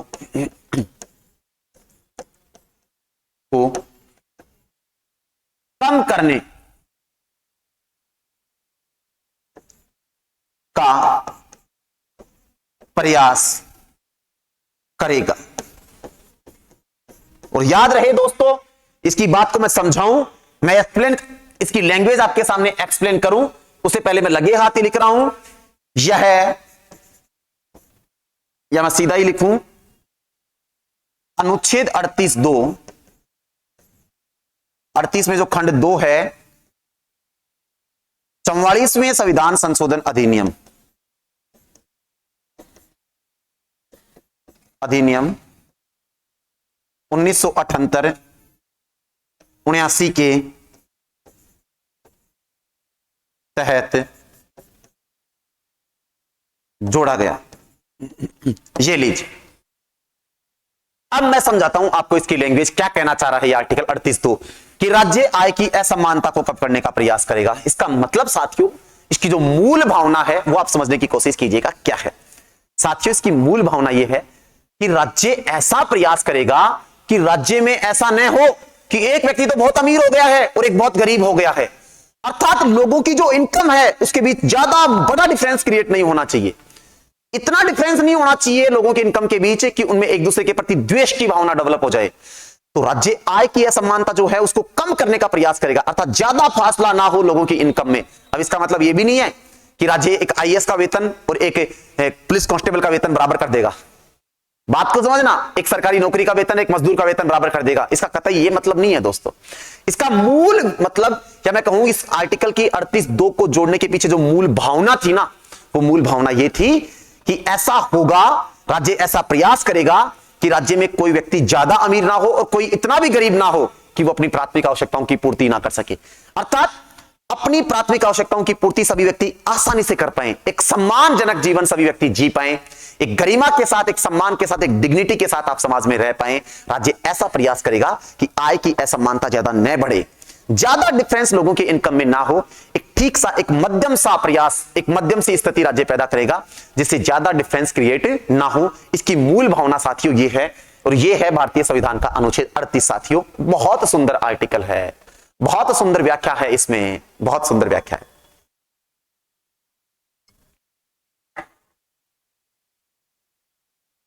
अब मैं बात कर रहा हूं साथियों आगे। अब बात करते हैं अनुच्छेद 39, और पहले ही कह रहा हूं अनुच्छेद 39 थोड़ा लंबा है, पेशेंस के साथ देखना। आज तक हमने जो पढ़ा है मोस्टली क्या होता है कि यहां पे एक बात बताई जाती है कि राज्य जो है वो समान कार्य के लिए समान वेतन देगा। आपने पढ़ा तो सही है कि राज्य समान कार्य के लिए समान वेतन का प्रबंध करेगा 39 में, ऐसा ही है, लेकिन केवल ऐसा ही नहीं है।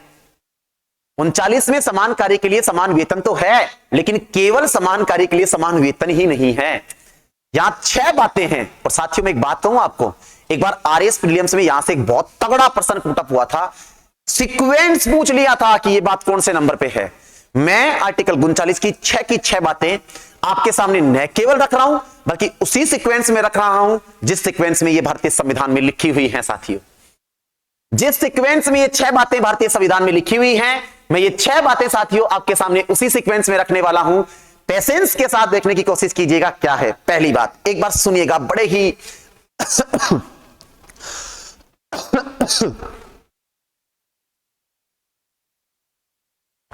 एक बार साथियों बड़े ही पेशेंस के साथ, आराम से, रिलैक्स मूड के साथ सुनिएगा।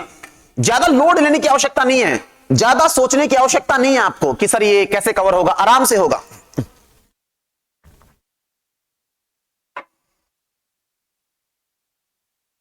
साथियों, अगर आरएस मेंस को छोड़ दें तो बाकी सारे एग्जाम जो राजस्थान में लगते हैं ना, जितने भी एग्जाम लगते हैं एटलीस्ट कॉलेज लेक्चर तक, सारे ऑब्जेक्टिव होते हैं, वस्तुनिष्ठ प्रश्नों पर आधारित होते हैं। आपको इनको रट्टा नहीं मारना है, आपको रीडिंग लगानी है इन अनुच्छेदों की। जैसे मैं 39 में आपको 6 बातें रखूंगा, आप 6 की 6 बातों की रीडिंग मार लीजिए 3 बार। अगर आप रीडिंग मार लेंगे ना तो आपको इतना आइडिया लग जाएगा कि ये बात तो थी, ये नहीं थी। आराम से आप पेपर में उस चीज को देख के कर पाएंगे। रट्टा नहीं मारना है, रट्टा मारने के चक्कर में तो आप एक आर्टिकल को भी ठीक से पढ़ नहीं पाओगे। भारतीय संविधान में कई आर्टिकल बहुत लेंदी हैं, मैंने बताया था ना आपको। आर्टिकल 15-16 मैंने आपको पढ़ाया, आर्टिकल 19 मैंने पढ़ाया, 21 मैंने पढ़ाया, 22 मैंने पढ़ाया, आपने देखे होंगे। आर्टिकल 31 देखा होगा, 32 देखा आपने, यथासागर है इनमें। इतना कंटेंट भरा पड़ा है, पढ़ते पढ़ते आदमी थक जाए। लेकिन इनकी रीडिंग मारनी है आपको। आपको डिस्क्राइब जो करना है, मेरी बात को समझिएगा। एक टीचर अलग एंगल से पढ़ता है, उसको बच्चों के सामने उसको डिस्क्राइब करना होता है, विस्तार से उसकी एक्सप्लेनेशन करनी होती है। एक स्टूडेंट का पढ़ने का एंगल हमेशा होना चाहिए एग्जाम क्रैक होना। एक टीचर को हमेशा डिस्क्राइब मोड में पढ़ाना होता है, उसको एक्सप्लेन करना होता है तो ज्यादा चीजें लानी होती है। और एक स्टूडेंट को पढ़ना होता है ऑब्जेक्टिव बेसिस पे, कि मेरे सामने जब ये पर्सन आएगा परीक्षा में तो क्या मैं इसको कर पाऊंगा। उसी इंटेंट के साथ आपको पढ़ना है। आपका जो इंटेंट है वो एक स्टूडेंट का होना चाहिए, एक टीचर का इंटेंट अभी डेवलप नहीं करना आपको। ये चीजें नौकरी के बाद में आती हैं। अगर आपको वास्तव में, कुछ छात्र होते हैं जिनकी संविधान में अच्छी रुचि होती है, ये चीजें बाद की हैं। जब एक बार आप चीजों को पकड़ लेंगे, आप सेटल हो जाएंगे लाइफ में, फिर आप इनको व्याख्या विस्तार से पढ़िए, मजा आएगा आपको पढ़ने में। कुछ किताबें हैं संविधान की, अगर आप पढ़ाना चाहते हैं तो आपको उनको पहले पढ़ना होगा। जैसे कि कुछ किताबें रामचंद्र गुहा जी ने लिखी हैं। अगर आप उन 3 किताबों को पढ़ लोगे ना तो आपके कॉन्सेप्ट खुल जाएंगे। रामचंद्र गुहा की 3 किताबें हैं, India after Gandhi, India after Nehru और इंडिया बिफोर नेहरू। रामचंद्र गुहा की ये 3 किताबें लगभग 500 पेजों के आसपास की हैं, बड़ी ही शानदार किताबें हैं। अगर एक टीचर कोई व्यक्ति है और पढ़ाना चाह रहा है या पढ़ाते हैं तो मैं मान के चल रहा हूं कि इन तीनों बुक्स को तो आपको पढ़ना चाहिए। बहुत शानदार किताब है, मजा आ जाता है। भारत के विभाजन का जो विध्वंस था वो सारा उन किताबों के अंदर समाया हुआ है। लेकिन ये कब पढ़नी है? सेटल होने के बाद पढ़नी है। ये नॉलेज देने वाली, ये ज्ञान अर्जित करने वाली किताबें हैं। स्टूडेंट के लिए इनको पढ़ना इतना जरूरी नहीं है साथियों, मेरी बात को समझिएगा। इसीलिए मैं 39 को जो रख रहा हूं आपके सामने वो बहुत डिस्क्राइब मोड में रख रहा हूं, बहुत डिटेल में रख रहा हूं। आप इनको एक एक को समझने की कोशिश कीजिएगा। लिसन साथियों, स्टार्ट कर रहा हूं। 39 पहली बात, ABCD के सीक्वेंस में लिखी हुई है, कै ख ग ग। और फिर कह रहा हूं ABCD कैपिटल आएगी नहीं, स्मॉल आएगी, क्योंकि ये मूल संविधान में ही थी 6 की 6 बातें, इसलिए कैपिटल नहीं आएगी, स्मॉल में आएगी। मेरा बताया हुआ आपको, ये स्मॉल आर्टिकल तब आएगा जब वो मूल संविधान में था। 39 कै, या मैं कहूं 39A। 39A कहता है कि राज्य स्त्री व पुरुषों को आजीविका के या रोजगार के समान अवसर उपलब्ध करवाएगा। मतलब वो स्त्री और पुरुष में किसी प्रकार का भेदभाव नहीं करेगा। जब भी राज्य रोजगार देगा तो वो दोनों को समान रूप से उपलब्ध करवाएगा, स्त्री पुरुषों को। और देख लीजिए ना, मनरेगा कार्यक्रम चलाया जाता है। मनरेगा कार्यक्रम में स्त्री पुरुषों को समान रोजगार मिलता है, 100 दिन का, आपने देखा होगा। समान रोजगार मिलता है, समान वेतन मिलता है, आपने देखा होगा। और आपने भी देखा होगा कि राजस्थान में इंदिरा गांधी शहरी गारंटी योजना चलाई गई थी। तो इंदिरा गांधी शहरी गारंटी योजना में भी आपने देखा होगा 100 दिन का रोजगार था, उसमें भी आपने देखा होगा सभी को समान रूप से। हालांकि मनरेगा कार्यक्रम में राजस्थान में जो है, वैसे तो मनरेगा में 100 दिन का रोजगार है, राजस्थान में मनरेगा कार्यक्रम में रोजगार की अवधि को 100 दिन से बढ़ाकर 125 दिन कर दिया गया है, केवल मनरेगा में। और इंदिरा गांधी शहरी रोजगार गारंटी योजना जो अभी राज्य सरकार ने गहलोत जी के नेतृत्व में लॉन्च की है, उसमें 100 दिन का रोजगार है। ध्यान रखिएगा, दोनों अच्छे पर्सन है। पहला क्या है 39 में? पहली बात यह है कि राज्य स्त्री व पुरुषों को आजीविका के समान अवसर उपलब्ध करवाएगा।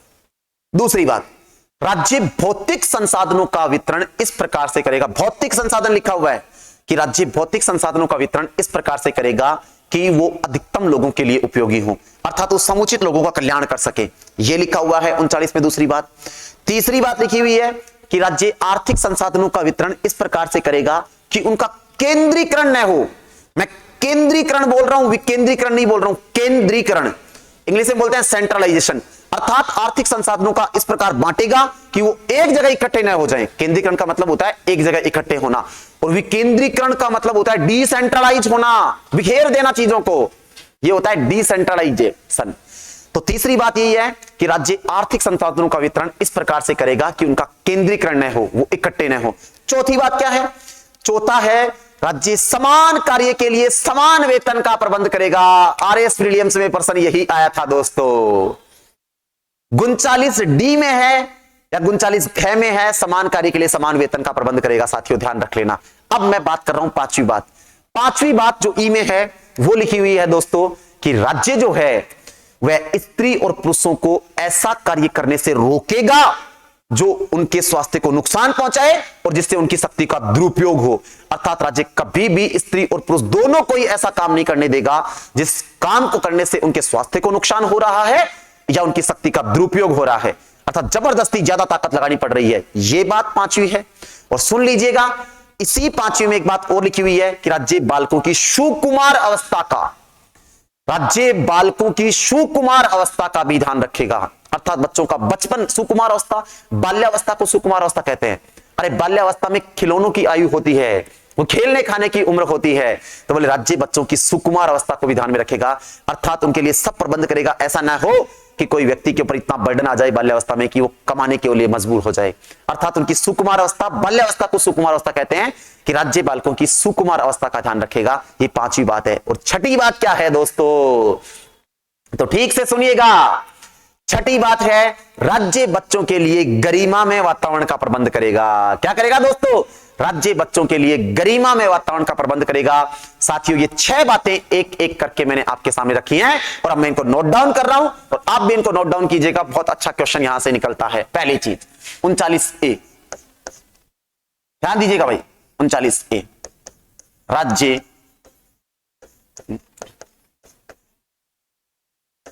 स्त्री व पुरुषों को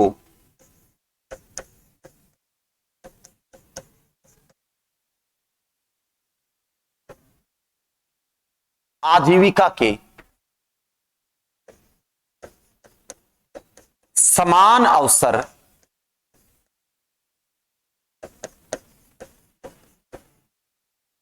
आजीविका के समान अवसर उपलब्ध करवाएगा।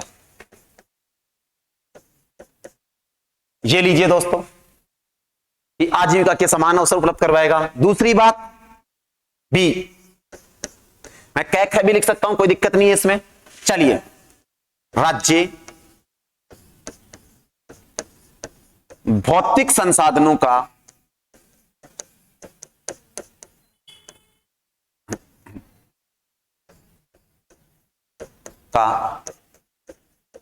वितरण इस प्रकार से करेगा, राज्य भौतिक संसाधनों का वितरण इस प्रकार से करेगा कि अधिकतम लोगों के लिए, कि वो अधिकतम लोगों के लिए उपयोगी हो, कि अधिकतम लोगों के लिए उपयोगी हो। दोस्तों, सीक्वेंस में लिखना, बहुत अच्छे प्रश्न यहां से निकलते हैं और मैंने कहा था ना भी, आरएस प्रीलियम से प्रश्न निकल चुका है ऐसा। चलिए, तीसरी बात सी, राज्य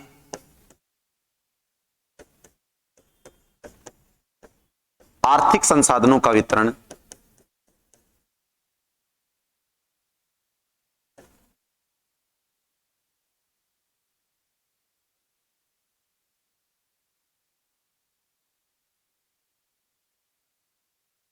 आर्थिक संसाधनों का वितरण इस प्रकार से करेगा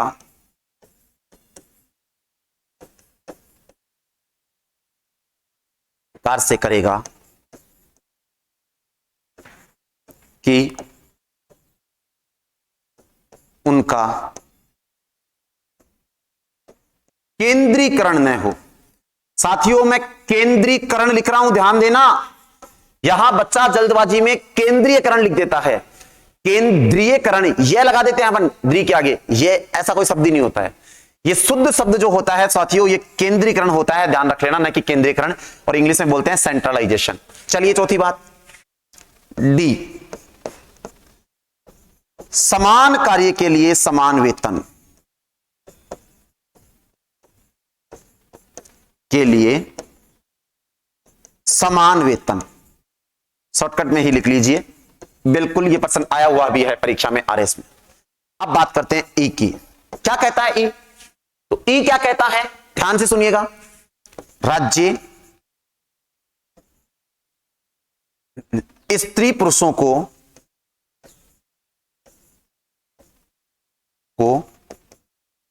ऐसा कार्य करने से रोकेगा, करने से रोकेगा जिससे जिससे उनके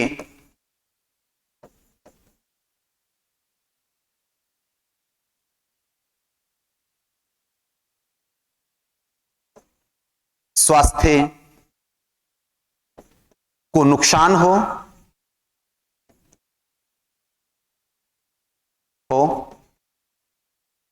एवं उनकी शक्ति का दुरुपयोग हो, एवं उनकी शक्ति का दुरुपयोग हो तथा राज्य बच्चों की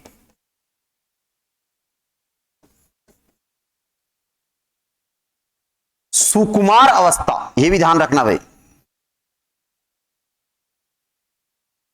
अवस्था को ध्यान में रखेगा। यह बात है पांचवी। और छठी बात एक लाइन की है और बहुत आसान है, ध्यान दीजिएगा। राज्य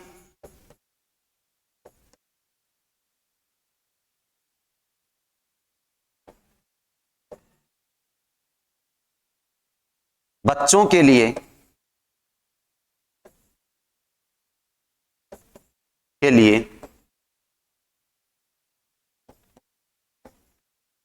गरिमा में वातावरण का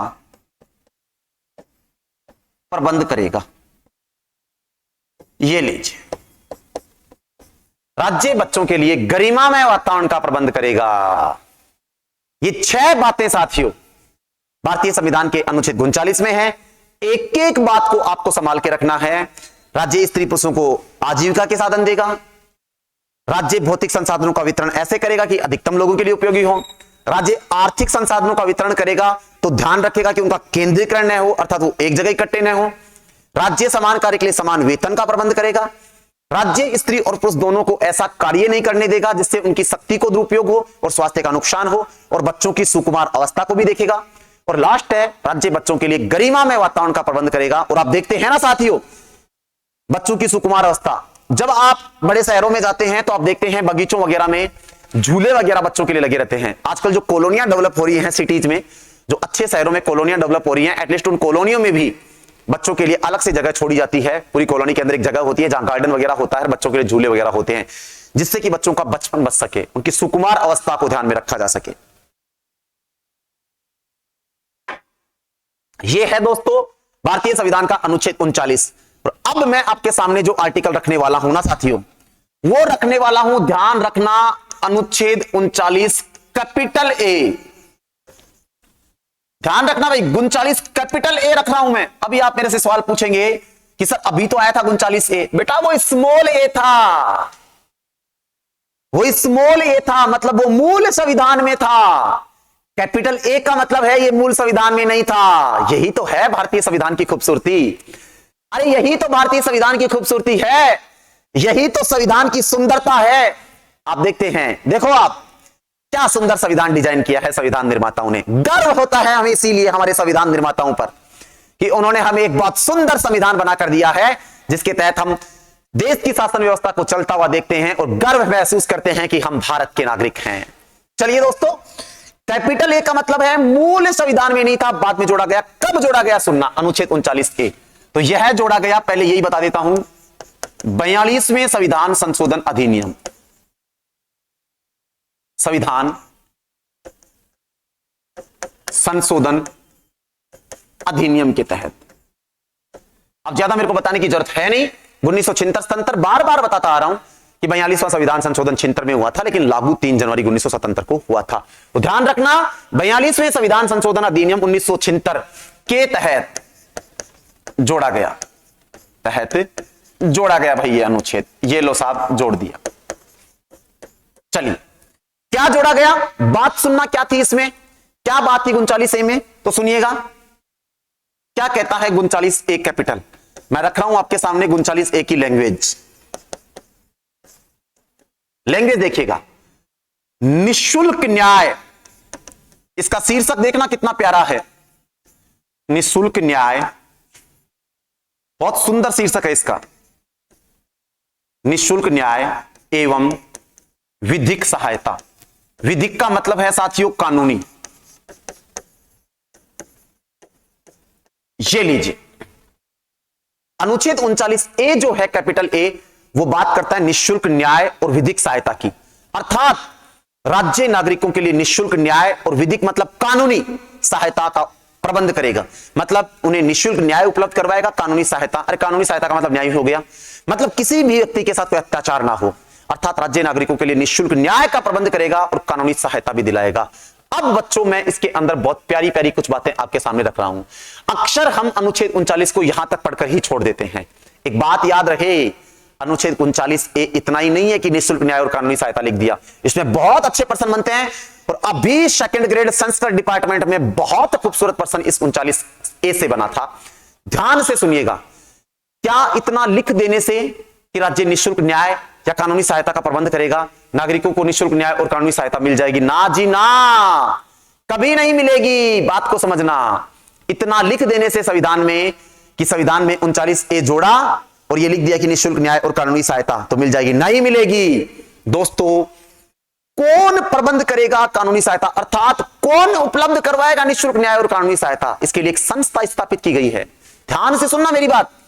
भारत में निःशुल्क न्याय और कानूनी सहायता जो अनुच्छेद 39A कैपिटल में जोड़ा गया था 42वें संविधान संशोधन के तहत, कि कौन दिलाएगा निःशुल्क न्याय, तो इसके लिए संसद में एक अधिनियम पारित हुआ 1987 में। मेरी बात को समझना, निःशुल्क न्याय जोड़ दिया गया था 1976 में, लेकिन इस संबंध में संसद में विधेयक, अर्थात कौन दिलाएगा, कौन सी संस्था होगी जो नागरिकों के लिए निःशुल्क न्याय का प्रबंध करेगी, तो इस संबंध में संसद में 1987 में एक अधिनियम पारित हुआ जिसका नाम था राष्ट्रीय विधिक सेवा प्राधिकरण अधिनियम।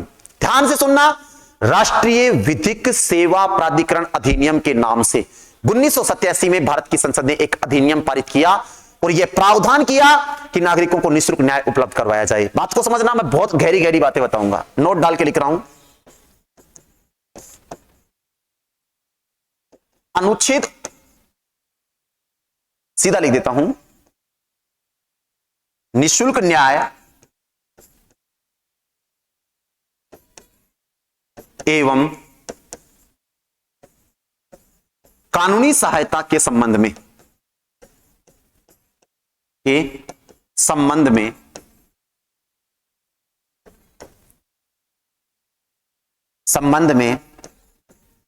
संसद द्वारा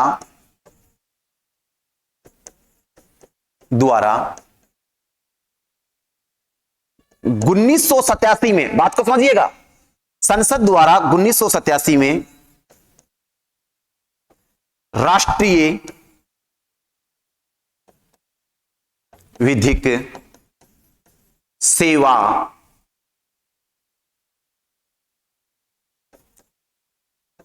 प्राधिकरण अधिनियम पारित किया गया। ये लीजिए साथियों, ये याद रखना है आपको, राष्ट्रीय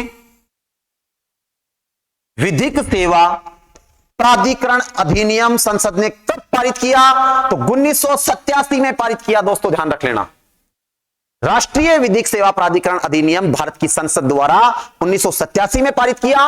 और इस अधिनियम को पारित करने के पीछे उद्देश्य क्या था, तो नागरिकों को निःशुल्क न्याय और कानूनी सहायता उपलब्ध करवाना। लेकिन संसद ने केवल अधिनियम पारित करके छोड़ दिया, इस संबंध में कोई संस्था भारत में स्थापित नहीं हुई 87 में। मेरी बात को समझिएगा, समझिएगा एक एक बिंदु को। सिर्फ संसद ने विधेयक पारित किया, राष्ट्रीय विधिक सेवा प्राधिकरण अधिनियम, लेकिन इस संबंध में कोई संस्था भारत में स्थापित नहीं हुई।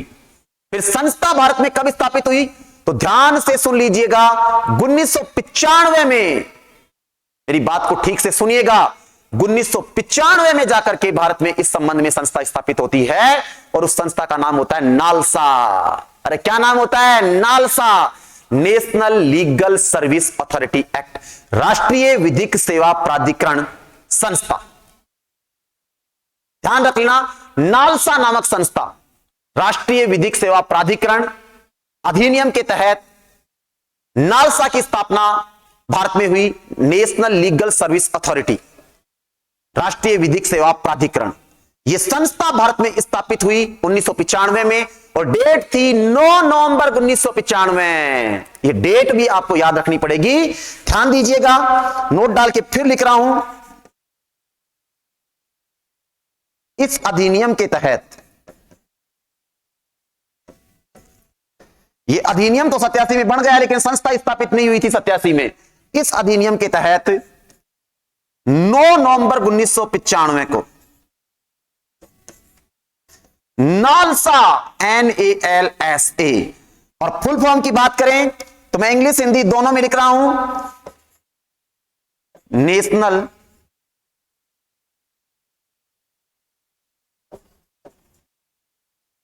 Legal service authority.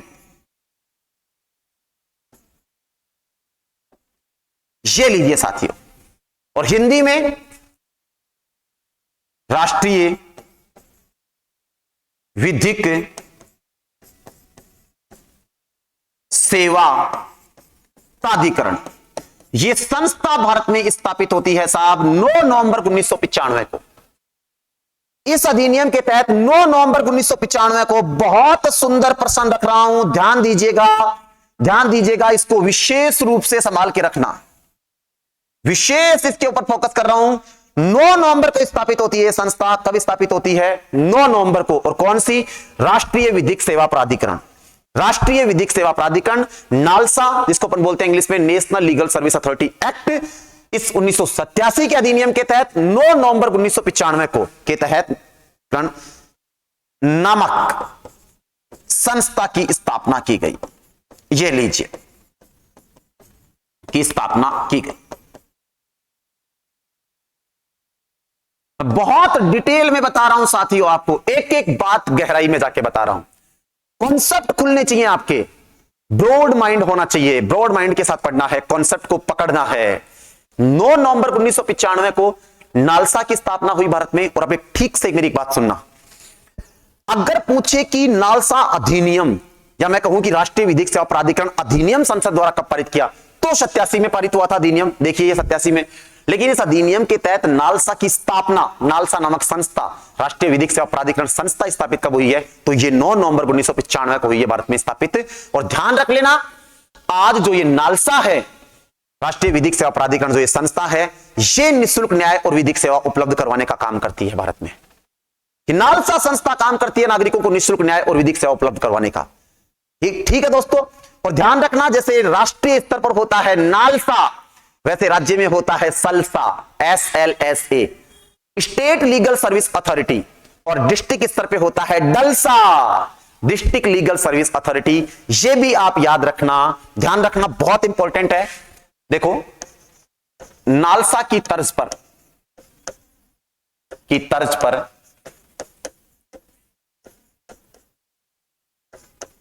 राज्य स्तर पर सलसा, और फुल फॉर्म आप लिख ही लेंगे, सिर्फ एस चेंज करना है तो एस से बन जाएगा, स्टेट एवं राज्य स्तर पर डलसा, DLSA की स्थापना। ये लो साहब, कर दी डालसा की स्थापना, डलसा की स्थापना। ये लो, राज्य स्तर पर निःशुल्क विधिक न्याय और कानूनी सहायता कौन उपलब्ध करवाएगी? सलसा। जिला स्तर पर डलसा और राष्ट्रीय स्तर पर नलसा। ठीक है दोस्तों, ध्यान रखना। अब 2 बातें और बता रहा हूं, आप सोच रहे होंगे सर बताए जाओगे क्या? अरे बहुत गहरी बातें, मजा आएगा पढ़ने में। चलिए आगे। 9 नवंबर को नालसा की स्थापना हुई थी ना दोस्तों, अरे बताया ना मैंने 9 नवंबर 1995 को, इसलिए याद रखना 9 नवंबर को भारत में राष्ट्रीय विधिक सेवा दिवस के रूप में मनाया जाता है। अरे साथियों, 9 नवंबर को राष्ट्रीय विधिक सेवा प्राधिकरण की स्थापना हुई थी 95 में, इसलिए 9 नवंबर को भारत में राष्ट्रीय विधिक सेवा दिवस के रूप में मनाया जाता है। यह भी याद रखना, नोट डाल के लिख रहा हूं, बहुत प्यारा प्रश्न है।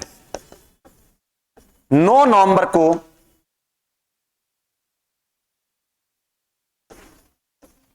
को राष्ट्रीय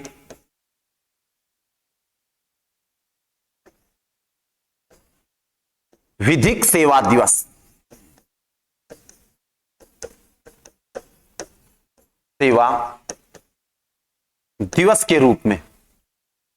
के रूप में मनाया जाता है। ये लो साहब, मना लिया।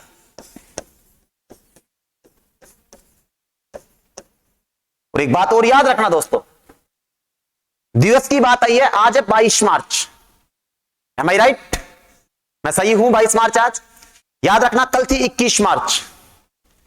21 मार्च को राष्ट्रीय वन दिवस, अंतरराष्ट्रीय वन दिवस मनाया जाता है। 21 मार्च को अंतरराष्ट्रीय वन दिवस मनाया जाता है, यूएनओ की तरफ से घोषित किया गया था। और इस बार 2023 वाला जो अंतरराष्ट्रीय वन दिवस था, इसकी थीम थी वन और स्वास्थ्य। बहुत इंपॉर्टेंट है परीक्षा के एंगल से, बहुत इंपॉर्टेंट है परीक्षा के एंगल से, ध्यान रख लेना। 21 मार्च को मनाया जाता है अंतरराष्ट्रीय वन दिवस, अंतरराष्ट्रीय की बात कर रहा हूं। और 2023 वाला जो अंतरराष्ट्रीय वन दिवस है, इसकी थीम है वन और स्वास्थ्य। ये बहुत अच्छा प्रश्न है आने वाली परीक्षा के लिए, ध्यान रखिएगा इसको भी। चलिए आगे, विधिक सेवा दिवस के रूप में हो गया यहां से क्लियर। इसको जरूर संभाल के रखना, मैं बार बार फोकस कर रहा हूं। 9 नवंबर को राष्ट्रीय विधिक सेवा दिवस, ये लीजिए साहब, राष्ट्रीय विधिक सेवा दिवस के रूप में मना दिया है। अब बात करते हैं आगे। साथियों ध्यान दीजिए, सारी बातें हो गई, 2 बातें और बता रहा हूं। ये जो नालसा संस्था है ना, इस नालसा का संरक्षक कौन होता है? अरे जो नालसा संस्था स्थापित हुई थी 9 नवंबर 1995, तो याद रखना भारत का मुख्य न्यायाधीश CJI, chief justice of India, Bharat का मुख्य न्यायाधीश बोल दूं या सुप्रीम कोर्ट का मुख्य न्यायाधीश बोल दूं? याद रखना, सुप्रीम कोर्ट का मुख्य न्यायाधीश जो होता है, सिटिंग जो उस समय होता है, वो होता है नालसा का संरक्षक। क्या बोल रहा हूं मैं? नालसा जो संस्था है, इसका संरक्षक होता है सीजीआई, जो होता है उस समय वही संरक्षक होता है, ध्यान रख लेना। ये भी बहुत इंपॉर्टेंट बात है, नोट डाल के लिख रहा हूं।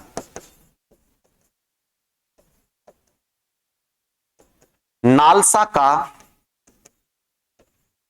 संरक्षक CJI, chief justice of India होता है। सीजीआई होता है chief justice of India, Bharat का मुख्य न्यायाधीश, या बोलो सुप्रीम कोर्ट का मुख्य न्यायाधीश। जो सुप्रीम कोर्ट का मुख्य न्यायाधीश होगा वही भारत का मुख्य न्यायाधीश होगा भाई। चलिए आगे, अगला नोट। अब बता दीजिए मुझे, नालसा का अध्यक्ष कौन होगा? अरे नालसा का अध्यक्ष कौन होगा, बता दीजिए मेरे को। ध्यान रख लेना, नालसा का अध्यक्ष होता है नंबर 2 वरिष्ठ न्यायाधीश।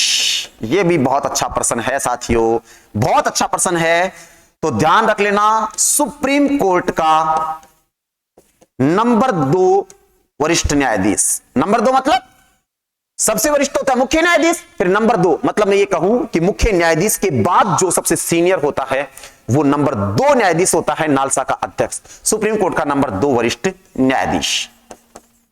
ये लीजिए दोस्तों, नंबर 2 सुप्रीम कोर्ट का नंबर 2 वरिष्ठ न्यायाधीश। ये लीजिए साथियों, सुप्रीम कोर्ट का नंबर 2 वरिष्ठ न्यायाधीश होता है नालसा का अध्यक्ष।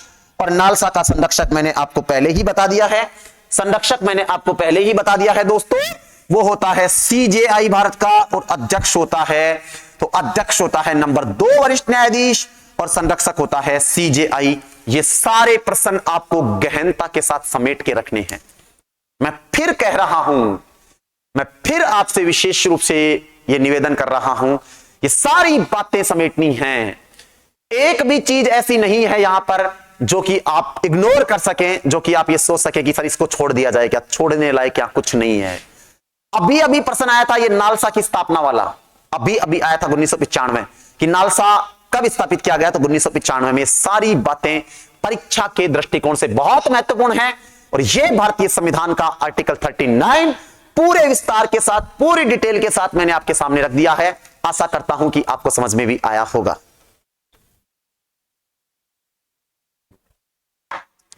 अब साथियों हम बढ़ते हैं थोड़ा सा आगे और बात करते हैं अनुच्छेद 40 की। माफी चाहूंगा, पेन चेंज कर लेता हूं, ये कलर थोड़ा सा ये ज्यादा अच्छा रहेगा। अनुच्छेद 40 अभी अभी राजस्थान पुलिस सब इंस्पेक्टर की परीक्षा में यहां से बहुत, कहते हैं ना, खतरनाक प्रश्न निकला। राजस्थान पुलिस सब इंस्पेक्टर की एग्जाम में अभी अभी परीक्षा में यहां से बेहद खतरनाक प्रश्न निकला साथियों, बेहद खतरनाक। क्या था? पहले 40 को सुनना। अमूमन अमन क्या करते हैं, अनुच्छेद 40 में सिर्फ इतना पढ़ लेते हैं कि राज्य ग्राम पंचायतों का गठन करेगा। सही है, कोई दिक्कत नहीं है, कोई दिक्कत नहीं है, लैंग्वेज में ऐसा ही है अनुच्छेद 40 की राज्य ग्राम पंचायतों का गठन करेगा। लेकिन साथियों याद रखना, अनुच्छेद 40 में इतना ही नहीं है, इतना ही नहीं है 40 में कि राज्य ग्राम पंचायतों का गठन करेगा। तो आप कहेंगे सर कितना है, तो मैं आपको बता रहा हूं, आप उस पूरे को सुनिएगा, उतना है। पूरी लैंग्वेज सुनिए। अनुच्छेद 40 में लिखा हुआ है कि राज्य ग्राम पंचायतों का गठन करेगा एवं उन्हें ऐसे प्राधिकार एवं शक्तियां उपलब्ध करवाएगा जिससे वे एक स्वायत्त शासी संस्था के रूप में विकसित हो सकें। कैसी संस्था के रूप में? स्वायत्त शासी। अब पहले मैं लैंग्वेज आपके सामने लिख रहा हूं, फिर मैं राजस्थान पुलिस सब इंस्पेक्टर का प्रश्न आपके सामने रखूंगा। आप भी देख के चौंकोगे कि सर ऐसा भी प्रश्न बनता है क्या? बनता है साहब। ध्यान दीजिएगा, सामने राज्य, मेरे साथ साथ नोट डाउन कीजिएगा, ग्राम पंचायतों का गठन करेगा, राज्य ग्राम पंचायतों का गठन करेगा एवं उन्हें ऐसे प्राधिकार और शक्तियां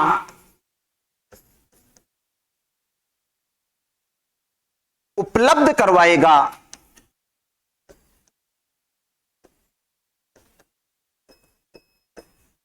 करवाएगा जिससे कि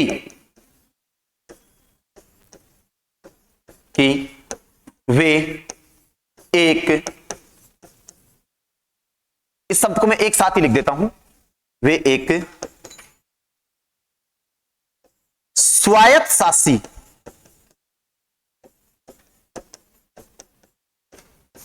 संस्था के रूप में विकसित हो।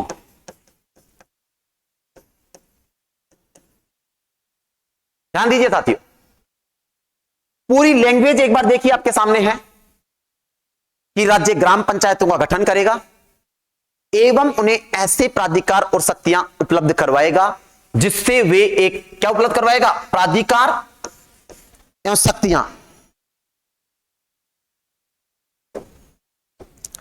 ऐसे प्राधिकार एवं शक्तियां उपलब्ध करवाएगा जिससे वे एक स्वायत्त शासी, इस शब्द के ऊपर फोकस कीजिएगा, संस्था के रूप में विकसित हो। अभी राजस्थान पुलिस सब इंस्पेक्टर की परीक्षा में जो प्रश्न आया ना साथियों, वो दिमाग हिलाने वाला प्रश्न था। कैसा प्रश्न था? जरा गौर कीजिएगा मेरी बात के ऊपर, मैं उसकी लैंग्वेज आपके सामने रख रहा हूं। एक बार प्रश्न आया कि राज्य ग्राम पंचायतों का गठन करेगा एवं उन्हें ऐसे प्राधिकार और शक्तियां उपलब्ध करवाएगा जिससे कि वे एक डैश डैश डैश संस्था के रूप में विकसित हो सके, स्वतंत्र, स्वायत्त शासी, और दो ऑप्शन और डाल दिए। आप सोच के देखिए कितना गहरा प्रश्न। ये प्रश्न केवल वही बच्चा टच कर सकता है, सोच भी सकता है वही बच्चा केवल जो भारत के संविधान के बेयर एक्ट को पढ़ता हो।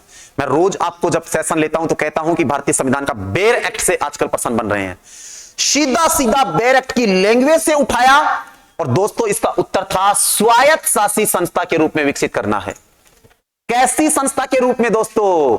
स्वायत्त शासी संस्था के रूप में विकसित करने की बात कर रहा है। देखिए आप देखिए, इतना गहरा प्रश्न, इतना शानदार प्रश्न कि लैंग्वेज, एक शब्द पूछ लिया एग्जामिनर ने, डायरेक्ट एक वर्ड उठा करके रख दिया कि एक स्वायत्त शासी संस्था के रूप में विकसित हो सके। तो याद रखें, इसीलिए मैं पूरी लैंग्वेज आपके सामने रख रहा हूं। और अब साथियों इसके साथ मैं लगे हाथ एक बात और रख रहा हूं आपके सामने। गांधी जी की ग्राम स्वराज की अवधारणा का आधार कौन सा दोस्तों? गांधी जी की ग्राम स्वराज की अवधारणा का आधार यही अनुच्छेद है। गांधी जी कहते हैं ना, ग्राम स्वराज, गांव का खुद का राज। तो ये ग्राम पंचायतों का गठन, अरे ग्राम पंचायतों में गांव का ही तो राज होता है, गांव के खुद के ही लोग शासन करते हैं। इसीलिए ग्राम पंचायतों, या मैं कहूं ग्राम स्वराज की जो गांधी जी की अवधारणा है वो अनुच्छेद 40 में क्रियान्वित होती है। इसे भी याद रखिएगा, बहुत इंपॉर्टेंट है, बहुत इंपॉर्टेंट है। नोट डाल के लिख रहा हूं, गांधी जी की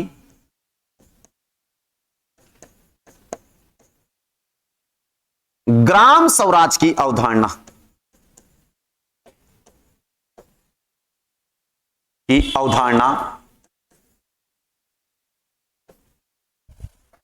अनुच्छेद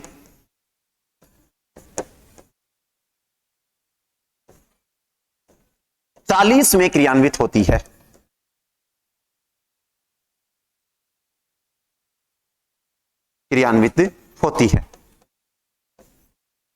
ये लीजिए दोस्तों, गांधी जी की ग्राम स्वराज की अवधारणा जो है वो अनुच्छेद 40 में ही क्रियान्वित होती है। आपको इस बात को भी दोस्तों लगे हाथ याद रखना है। ये हो गया है अपना भारतीय संविधान का अनुच्छेद 40 दोस्तों। अब अपन बात कर लेते हैं अनुच्छेद 41 की। हम बात कर लेते हैं साथियों अब लगे हाथ अनुच्छेद 41 की। ध्यान दीजिएगा,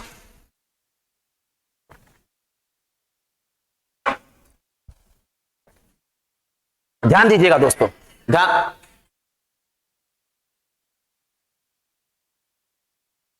दीजिएगा दोस्तों, अनुच्छेद 41 की बात कर लेते हैं। सामने देखिएगा,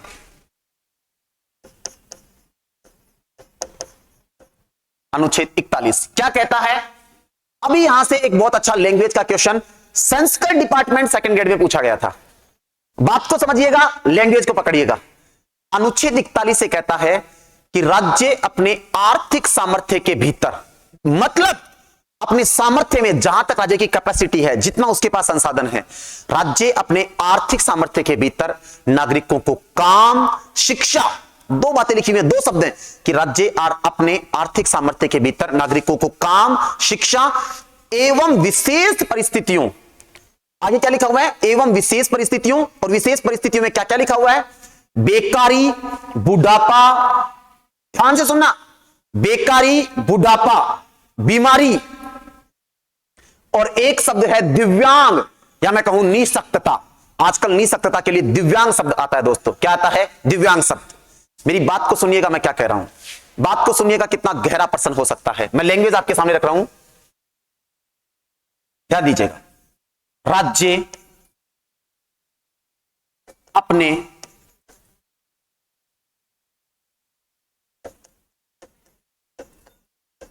आर्थिक सामर्थ्य के भीतर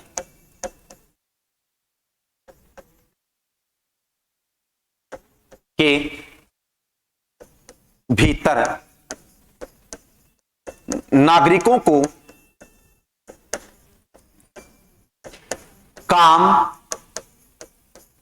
शिक्षा एवं, ध्यान दीजिएगा, एवं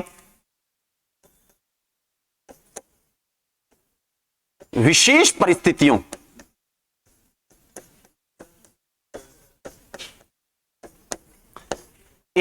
विशेष परिस्थितियों, फिर इनमें क्या है दोस्तों, ध्यान देना, बेकारी शब्द लिखा हुआ है, बेगारी नहीं है। एक शब्द होता है बेगारी, मैं नीचे लिख रहा हूं आपके, बेगारी, ये बेगारी शब्द नहीं है दोस्तों, यहां बेकारी शब्द लिखा हुआ है, ध्यान रख लेना। क्या शब्द लिखा हुआ है, बेकारी, बुढ़ापा, बीमारी, और चौथा शब्द क्या है, निशक्तता। निशक्तता के लिए आजकल जो शब्द आता है वो आता है दिव्यांग, अर्थात विकलांग। चार परिस्थितियां लिखी हुई हैं। आप कहेंगे सर ये भी याद रखना पड़ेगा, याद ही यही रखना था। RPSC second grade Sanskrit department की एग्जाम में जो क्वेश्चन आया, उस प्रश्न को देखकर ऐसा लगा कि एग्जामिनर बच्चों से चाह क्या रहा है। वो साफ कर चुका है अपने इरादे, एग्जामिनर अपने इरादे साफ कर चुका है, पीएससी अपने इरादे साफ कर चुकी है कि वो बैरेक्ट को उठाने वाली है, और वो बैरेक्ट की लैंग्वेज को उठाने वाली है साथियों। वो केवल बैरेक्ट से प्रश्न बना रही है आजकल। ये चार परिस्थितियां लिखी हुई है, बेकारी, बुढ़ापा, बीमारी, और क्या लिखा हुआ है आगे में, ना विशेष परिस्थितियों में लोक सहायता, राज्य अपने आर्थिक सामर्थ्य के भीतर नागरिकों को काम, शिक्षा एवं विशेष परिस्थितियों में लोक सहायता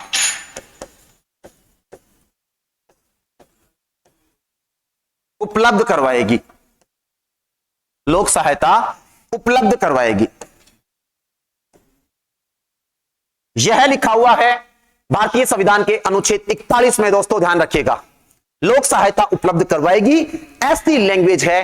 3 शब्द लिखे हुए हैं कि राज्य नागरिकों को काम देगा, शिक्षा देगा और लोक सहायता देगा। मैं अंडरलाइन कर रहा हूं आपके सामने, ऐसे पढ़ना है आपको। ये 3 शब्द आपको ध्यान रखने हैं कि ये 3 चीजें देगा। एक तो काम देगा राज्य नागरिकों को, एक शिक्षा देगा और एक लोक सहायता देगा। और लोक सहायता किन परिस्थितियों में देगा? तो विशेष, और विशेष परिस्थितियों में 4 शब्द कौन से हैं? तो वो है साथियों, ध्यान दीजिएगा, बेकारी, बुढ़ापा, बीमारी, और लास्ट में क्या आ रहा है? निशक्तता या दिव्यांग आ रहा है दोस्तों, ध्यान रखिएगा। ये है भारतीय संविधान का अनुच्छेद 41 साथियों। और आपको ऐसे की ऐसे, अगर आप ये सोच रहे हैं कि सर ऐसे क्वेश्चन बनेगा क्या, तो आपको बिल्कुल क्लियर कर दूं, आपका माइंडसेट बिल्कुल क्लियर होना चाहिए। बिल्कुल ऐसा प्रश्न बन चुका है, बनेगा नहीं। सेकंड ग्रेड के एग्जाम में ऐसे कैसे हुबहू लैंग्वेज से प्रश्न बन चुका है, याद रखिएगा। अब मैं बात कर रहा हूं साथियों आगे अनुच्छेद 42 के ऊपर, ध्यान दीजिए।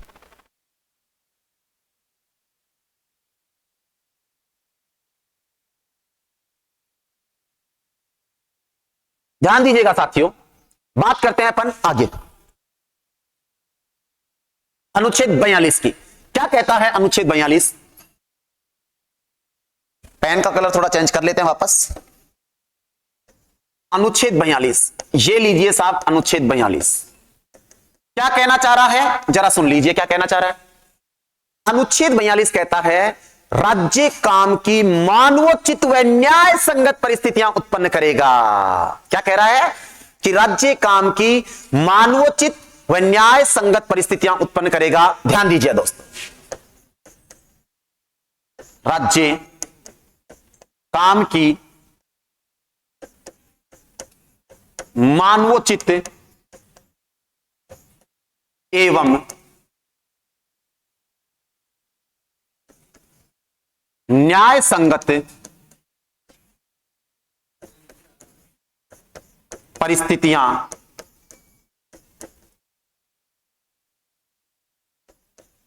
उत्पन्न करेगा। ये लीजिए, इसी में लिखा हुआ है 42 में, एवं प्रसूता सहायता का प्रबंध करेगा। एवं प्रसूता सहायता का प्रबंध करेगा। यह कहता है साहब भारतीय संविधान का अनुच्छेद 42 कि राज्य काम की मानवोचित और न्याय संगत परिस्थितियां उत्पन्न करेगा और इसके साथ साथ वह प्रसूता सहायता का भी प्रबंध करेगा। अब ध्यान दीजिए आप यहां पे ये बात ध्यान रखना, प्रसूता सहायता वाली सीधा प्रश्न पूछा गया है कि प्रसूता सहायता का उल्लेख किस अनुच्छेद में है? 42 में है। और आप देखते हैं प्रसूता सहायता देता भी है राज्य सरकारी अस्पतालों द्वारा। आप देखते हैं, वहां भी चाहूंगा, आप देख रहे हैं सरकार द्वारा जननी सुरक्षा योजना एम्बुलेंस चलाई जा रही है। कौन सी दोस्तों? जननी सुरक्षा योजना एम्बुलेंस सरकार के द्वारा चलाई जा रही है। और ये जो जननी सुरक्षा योजना एम्बुलेंस सरकार के द्वारा जो चलाई जा रही है ना साथियों, ये जननी सुरक्षा एम्बुलेंस योजना इसी प्रसूता सहायता का अंग है। इसके साथ सरकारी अस्पताल में प्रसव करवाने पर 1700 रुपए का चेक मिलता है, तो वो भी इसी में आएगा प्रसूता सहायता में। और ध्यान दीजिएगा, काम भी राज्य कैसा देगा? तो काम देगा कि न्याय संगत हो और मानवोचित हो। अर्थात राज्य कभी भी ऐसा काम नहीं देगा कि जो मानव कर नहीं सके और जो न्याय संगत नहीं हो। जैसे कि एग्जांपल देखिए आप, राज्य मनरेगा के तहत रोजगार देता है, तो मनरेगा में जो काम करवाया जाता है कितना हल्का काम करवाया जाता है, हर आदमी कर सकता है। कोई लोड का काम थोड़ी होता है, ज्यादा बोझ थोड़ी है वहां पे मनरेगा में। मनरेगा में कुशल, अकुशल, अर्धकुशल सारे कर्मचारी काम कर सकते हैं। ऐसा नहीं है कि कोई लोड वाला काम है। क्यों? 42 कहता है कि राज्य काम की मानवोचित और न्याय संगत परिस्थितियां उत्पन्न करेगा। अर्थात ऐसा ही काम देगा जो मानवोचित और न्याय संगत हो, करने योग्य काम हो।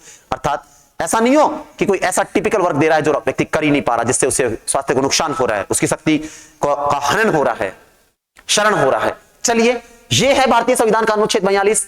अब बात कर लेते हैं अनुच्छेद 43 की।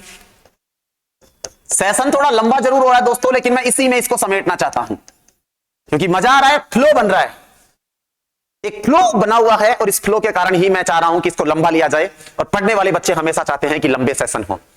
बात करते हैं अनुच्छेद 43 की। क्या कहता है? मूल संविधान में जो अनुच्छेद 43 था ना दोस्तों, 43 में एक 43 है, एक 43A है, 43B है। सबको ध्यान से देखिएगा। जो मूल अनुच्छेद 43 है ना साथियों, पहले मैं उसकी चर्चा कर रहा हूं, आप सुनिएगा ठीक से। अनुच्छेद 43 जो मूल संविधान में था, उसमें लिखा हुआ था राज्य कर्मकारों के लिए, कर्मकार मतलब मजदूर को ही बोलते हैं पर कर्मकार, राज्य कर्मकारों या मजदूरों के लिए जीवन निर्वाह मजदूरी का प्रबंध करेगा। अर्थात राज्य जो भी कर्मकार हैं, अपने मजदूर वर्ग के लोग हैं, उनके लिए जीवन निर्वाह मजदूरी का प्रबंध करेगा। अर्थात उन्हें इतनी मजदूरी तो उपलब्ध करवाएगा कि वो अपने जीवन का निर्वाह कर सके। यह कहता है भारतीय संविधान का अनुच्छेद 43 कि राज्य कर्मकारों एवं मजदूरों के लिए जीवन निर्वाह मजदूरी का प्रबंध करेगा। इसी में है एक 43, पहले 43 की बात करते हैं प्रॉपर, चलिए। और इसी में है 43 में एवं राज्य कुटीर उद्योगों को बढ़ावा देगा, जीवन निर्वाह मजदूरी का प्रबंध करेगा और कुटीर उद्योगों को बढ़ावा देगा। ये दोनों बातें आर्टिकल 43 में है, ध्यान दीजिएगा। राज्य कर्मकारों, मजदूर बोल सकता हूं दोस्तों, कर्मकारों या मैं कहूं मजदूरों के लिए जीवन निर्वाह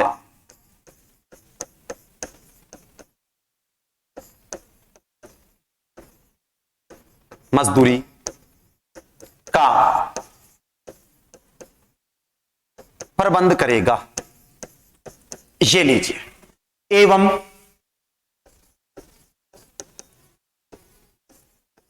कुटीर उद्योगों को बढ़ावा देगा। ये लीजिए साहब, कुटीर उद्योगों को बढ़ावा देगा। ये लीजिए, राज्य जीवन निर्वाह मजदूरी का प्रबंध करेगा कर्मकारों के लिए और कुटीर उद्योगों को बढ़ावा देगा। यह कहता है भारतीय संविधान का अनुच्छेद 43। अब बात करते हैं कर्मकार मतलब मजदूर वर्ग के लोग, मतलब उनको इतना मजदूरी जरूर देगा कि वो अपने जीवन का निर्वाह कर सके आराम से। इतनी मजदूरी तो मिलनी चाहिए, ठीक है। और ये कह कि कुटीर उद्योगों को, अरे जो घरेलू उद्योग होते हैं ना, छोटे छोटे उद्योगों को बोलते हैं कुटीर उद्योगों को बढ़ावा देना। और याद करो, गांधी जी भी घरेलू उद्योगों को, कुटीर उद्योगों को बढ़ावा देने की बात करते थे। तो प्रश्न बन सकता है कि गांधी जी की घरेलू उद्योगों और कुटीर उद्योगों को बढ़ावा देने की जो संकल्पना है वो कहां क्रियान्वित होती है? तो आर्टिकल 43 में क्रियान्वित होती है। क्या मैं कह सकता हूं कि गांधी जी की कुटीर उद्योगों और घरेलू उद्योगों को बढ़ावा देने का आधार जो है वो आज आर्टिकल 43 में है? ध्यान दीजिएगा, नोट डाल के ये बात आपके सामने लिख रहा हूं मैं। गांधी जी की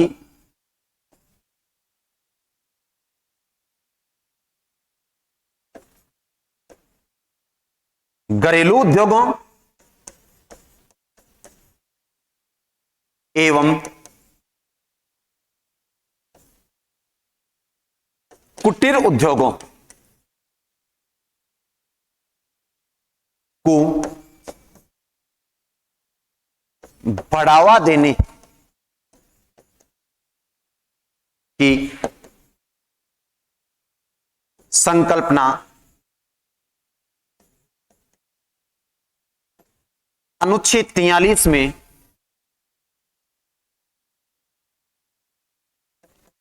क्रियान्वित होती है। ये लीजिए साहब, अनुच्छेद 43 में क्रियान्वित कर दी है। चलिए दोस्तों आगे, अब बात करना चाहते हैं आगे। ये हो गई है गांधी जी की घरेलू उद्योगों को और कुटीर उद्योगों को बढ़ावा देने वाली बात। अब मैं बात करता हूं आगे आर्टिकल 43A।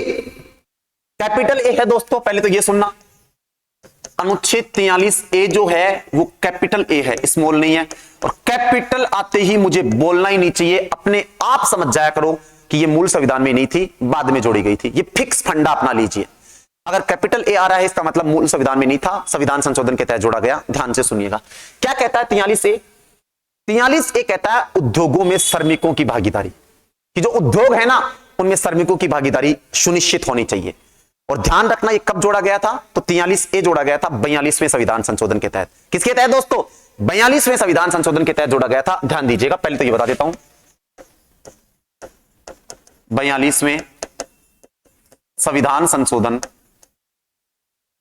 के तहत जोड़ा गया। पहली बात तो यही कर लेते हैं। चलिए आगे, 42वें संविधान संशोधन के तहत जोड़ा गया। क्या कहता है? तो सीधी सीधी बात कहता है 43A, उद्योगों में श्रमिकों की भागीदारी। ये लीजिए कि उद्योगों में श्रमिकों की क्या होनी चाहिए, भागीदारी होनी चाहिए। अब आप मेरे से कहेंगे कि साहब उद्योगों में श्रमिकों की भागीदारी होती कहां है, मैं आपको बताता हूं। साथियों ध्यान से सुनिएगा, उद्योगों में श्रमिकों की भागीदारी का केवल यह मतलब नहीं है, आप इसका यह अर्थ न लगाएं कि पैसे की भागीदारी होनी चाहिए। आप इसका कतई यह मतलब न लगाएं कि पैसे की भागीदारी होनी चाहिए उद्योगों में श्रमिकों की। ना जी ना, केवल पैसे की भागीदारी की बात नहीं होती है। पार्टनरशिप होती है प्लानिंग, कैसे काम करेंगे मजदूर, अर्थात मजदूरों के काम करने के नियम क्या होंगे, ये सब चीजों की बात हो रही है। जैसे मैं एग्जांपल दूं, आपने सुना होगा मजदूर यूनियन का नाम। जो बड़ी बड़ी ये फैक्ट्रियां होती हैं, बड़े बड़े जो मिल वगैरह होती हैं, इनमें एक मजदूर यूनियन होती है और मजदूर यूनियन का एक अध्यक्ष होता है। तो ये मजदूर यूनियन का जो अध्यक्ष होता है ना, ये मालिक के सामने मजदूरों की मांगों को रखता है। मजदूर क्या चाह रहे हैं, वो कितने घंटे काम करना चाह रहे हैं, वो कितना बोनस चाहते हैं, वो कितनी छुट्टी चाहते हैं, कितने घंटे वो वर्क करेंगे, महीने में कितने दिन करेंगे, ये सब चीजें मजदूर यूनियन तय करती है। और मजदूर यूनियन का अध्यक्ष जो होता है वो मालिक के सामने उनका प्रस्ताव रखता है। तो ये भी तो पार्टनरशिप है। आप कैसे संचालित करोगे, आप उद्योग को, जो फैक्ट्री चल रही है वो कैसे संचालित होगी, कितने घंटे काम होगा, क्या उसकी प्लानिंग होगी, ये सारा प्रशासन कैसे चलेगा, उसका प्रशासन कैसे चलेगा, ये कौन तय करेगा साथियों। तो ये मजदूर यूनियन का अध्यक्ष और मालिक तय करते हैं। मजदूर यूनियन का अध्यक्ष मालिक के सामने प्रस्ताव रखता है। तो आप बात को समझिएगा, उद्योगों में श्रमिकों की भागीदारी का मतलब केवल पैसे की भागीदारी से नहीं है, यहां काम की भागीदारी भी है।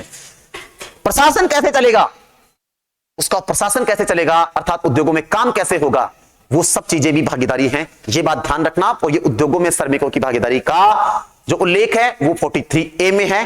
अब आगे बात करते हैं, एक अनुच्छेद आएगा दोस्तों 43B। 43B बहुत प्यारा आर्टिकल है, पहले बताता हूं मैं क्या है।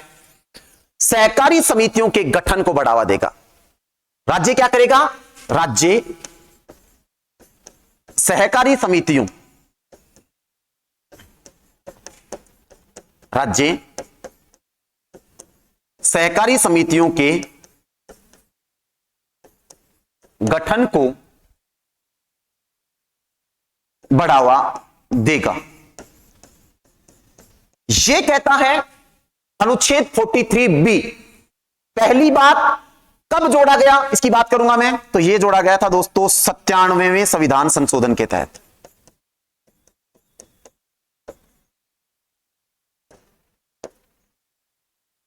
अधिनियम कब हुआ था, 2011 में। यह बात आप जरूर ध्यान रखें, के तहत जोड़ा। तो एक बात याद रखना, सहकारी समिति जो शब्द है वो न केवल 43B में है।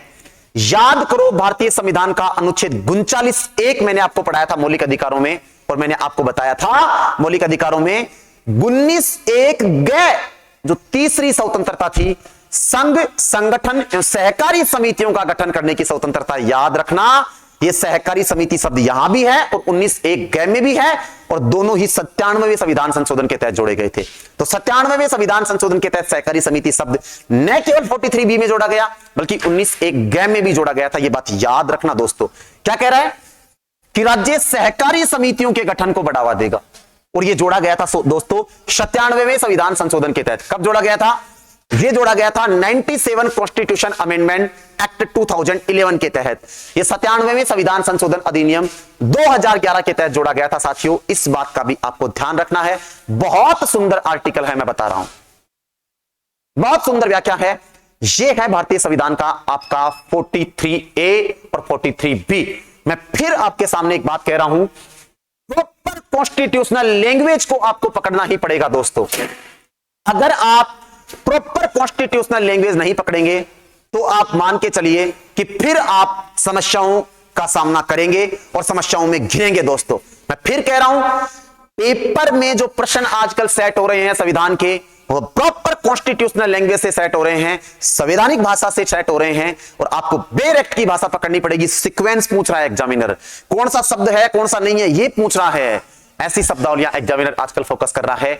इसलिए आप विशेष रूप से इन चीजों का ध्यान रखें कि अगर आप अगर आप प्रॉपर कॉन्स्टिट्यूशनल वर्ड नहीं पकड़ेंगे, आप बेयर एक्ट की शब्दावली नहीं पकड़ेंगे, तो आप मान के चलना कि फिर आपको समस्या हो सकती है पेपर सोल्व करने में। अब मैं लास्ट में आपके सामने दो बातें रख रहा हूं। हम बात करने वाले हैं आर्टिकल 44 की। दोस्तों मैं इस 44 की एक हल्की सी चर्चा करके और इस सेशन को यही खत्म कर रहा हूं, क्योंकि एक सेशन और होना चाहिए, मुझे ऐसा लग रहा है नीति निर्देशक तत्वों पे। घंटे भर से भी लंबा सेशन एक और होगा, शायद 2 घंटे के आसपास का ये सेशन हो चला है लगभग, तो मैं इसको ज्यादा लंबा खींचना नहीं चाहूंगा। मैं एक बेसिक सी बात कर रहा हूं 44 की, एक बार आप इसको पढ़ना जरूर, फिर मैं आपके सामने अगले सेशन में इसको रखूंगा। 44 आपने सुना होगा, समान नागरिक संहिता, UCC, universal common civil code. Common civil code का मतलब क्या होता है दोस्तों? कॉमन सिविल कोड का मतलब होता है कि जो विधियां होती हैं, वो जो विधियां होती हैं, मोटे मोटे तौर पर मैं बात करूं विधियों की, तो एक तो होते हैं मामले, जो विधियां होती हैं, एक तो होते हैं संवैधानिक मामले, एक होते हैं फौजदारी मामले, एक होते हैं दीवानी मामले। मेरी बात को समझना दोस्तों। समान नागरिक संहिता का मतलब होता है सभी धर्मों के लिए नियम और कानून समान होने चाहिए, अर्थात जो विधियां बने भारत में, वो विधियां सभी धर्मों पर समान रूप से लागू होनी चाहिए, ये कहता है समान नागरिक संहिता। मेरी बात को समझना, समान नागरिक संहिता ये कहती है कि नियम और कानून सभी धर्मों के लिए समान होने चाहिए, लेकिन भारत में ऐसा नहीं है। मोटे मोटे तौर पर बात करें तो एक तो होते हैं दीवानी मामले, एक होते हैं फौजदारी मामले। संवैधानिक मामले का मतलब होता है जो संविधान की व्याख्या से संबंधित है। इसके अलावा आ जाइए, एक होते हैं दीवानी मामले और एक फौजदारी मामले। मोटे मोटे तौर पर दीवानी मामले को सिविल मामला भी बोल सकता हूं, सिविल बोल दूं, दीवानी एक ही बात है। तो दीवानी मामले का मतलब है विवाह, संपत्ति, तलाक और उत्तराधिकार से संबंधित जो मामला है ना दोस्तों, वो कहलाएगा दीवानी मामला। फौजदारी मामला, मैं फौजदारी बोल दूं, मैं क्रिमिनल बोल दूं, मैं दांडिक बोल दूं, मैं आपराधिक बोल दूं, सेम बात है। दीवानी को सिविल बोल सकता हूं, आपराधिक को फौजदारी बोल सकता हूं, क्रिमिनल बोल सकता हूं, दांडिक बोल सकता हूं, याद रहे। और एक बात फिर कह रहा हूं, फौजदारी का मतलब होता है किसी को मार देना, पीट देना, बलात्कार, डकैती, चोरी, मर्डर, ये सारे फौजदारी मामलों में आते हैं। किस में आते हैं दोस्तों? फौजदारी मामलों में आते हैं। और दीवानी मामलों में आते हैं विवाह, संपत्ति, तलाक और उत्तराधिकार। भारत में क्या है दोस्तों, जो फौजदारी मामले हैं ना, उनमें तो नियम और कानून सभी धर्मों के लिए समान है, चाहे कोई भी धर्म हो। लेकिन दीवानी मामले की जब बात करते हैं ना, तो दीवानी मामलों में सभी धर्मों के लिए नियम और कानून समान नहीं है। दीवानी मामलों में विधियां अलग अलग हैं, हिंदुओं के लिए अलग विधियां हैं, मुस्लिमों के लिए अलग हैं। एक मोटे तौर पे एग्जांपल देके सेशन खत्म कर रहा हूं, अगले सेशन में डिटेल में बात करूंगा और आपको कह के जा रहा हूं, इसकी थोड़ी व्याख्या पढ़िएगा। आप देखते होंगे हिंदू धर्म में विवाह अलग तरीके से, एक विवाह कर सकता है हिंदू व्यक्ति, और मुस्लिम व्यक्ति 4 विवाह कर सकते हैं। डाइवोर्स, ट्रिपल तलाक जो हाल ही में गैर संवैधानिक घोषित कर दिया गया है, इसकी चर्चा करूंगा सेशन में मैं। और इसके अलावा आपने देखा होगा संपत्ति के भी नियम अलग होते हैं मुस्लिमों में, बेटियों के संपत्ति में जो हिस्सेदारी होती है उसके अलग नियम होते हैं, हिंदुओं में अलग होते हैं। तो दोस्तों दीवानी मामलों में विवाह, संपत्ति, तलाक और उत्तराधिकार के ये नियम, ये चारों दीवानी मामलों में आते हैं। हिंदू और मुस्लिमों में ये अलग अलग होते हैं दोस्तों, ध्यान रख लेना। फौजदारी मामलों में सभी धर्मों के लिए नियम और कानून समान हैं, लेकिन दीवानी मामलों में सभी धर्मों के लिए नियम और कानून समान नहीं है दोस्तों। और समान नागरिक संहिता का मतलब ये है, समान नागरिक संहिता कॉमन सिविल कोड कहता ही ये है, इसका अर्थ ये है कि सभी धर्मों के लिए नियम और कानून क्या होने चाहिए? समान होने चाहिए, समान होने चाहिए। अर्थात किसी भी धर्म के साथ आप विधियां अलग अलग तरीके से बर्ताव नहीं करनी चाहिए। लेकिन भारत में समान नागरिक संहिता भी पूर्ण रूप से लागू नहीं है, और यह चुनाव में मुद्दा भी है। भारतीय जनता पार्टी अपने जो एजेंडा देती है चुनावों से पहले, अपना उसमें कहती भी है कि समान नागरिक संहिता लागू की जाएगी। यह है दोस्तों समान नागरिक संहिता। कल अगले सेशन में इसकी और विस्तार से व्याख्या करूंगा। सेशन 2 घंटे के आसपास का हो चला है, इसको यही खत्म करूंगा। और अभी एक सेशन और बनना चाहता है, नीति निर्देशक तत्व एक सेशन और चाहते हैं, इसलिए मैं अगले सेशन में लेकर के आऊंगा नीति निर्देशक तत्वों का अगला सेशन। इस सेशन को मैं यही खत्म कर रहा हूं दोस्तों, इसी आशा और उम्मीद के साथ कि आपको जो नीति निर्देशक तत्व मैंने आज पढ़ाए हैं वो निश्चित रूप से न केवल आपके समझ में आए होंगे, बल्कि संविधान की एक अच्छी अप्रोच आपकी डेवलप हो, संविधान के प्रति एक सकारात्मक दृष्टिकोण, उसकी एक अच्छी रुचि आप में पैदा हो। यह भी मैं आशा कर रहा हूं कि शायद आप ऐसा करने में सफल होंगे। और मैं फिर अगले सेशन में जो बात करूंगा वो बात करूंगा आर्टिकल 44 से स्टार्ट करके 45, 46, 47, 48, 49, 50 और 51। और उसी सेशन में हम एक और बात करेंगे कि नीति निर्देशक तत्व और मौलिक अधिकारों में जो विवाद है वो कौन कौन से विवाद है, उनकी चर्चा करेंगे। और एक डीपीएसपी के बारे में जो स्टेटमेंट हमारे संविधान निर्माताओं में से कुछ लोगों ने दिए और बाद में कुछ लोगों ने डीपीएसपी के ऊपर स्टेटमेंट दिए, वो क्या क्या स्टेटमेंट डीपीएसपी पे दिए, नीति निर्देशक तत्वों को किसने क्या कहा, बहुत अच्छे अच्छे स्टेटमेंट है। अंबेडकर साहब इन्हें अनोखी विशेषता कहेंगे, अतिरेक कर्मकांडी कहेंगे केटी शाह। ये सारे स्टेटमेंट आपके सामने लेकर के आऊंगा। नसीरुद्दीन शाह कुछ कहेंगे, आइवर जेनिंग्स कुछ कहेंगे, ग्रेनविल ऑस्टिन कुछ कहेंगे, पंडित ठाकुरदास भार्गव कुछ कहेंगे। सारी व्याख्या एक ही सेशन में समेट के ला रहा हूं अगले सेशन में।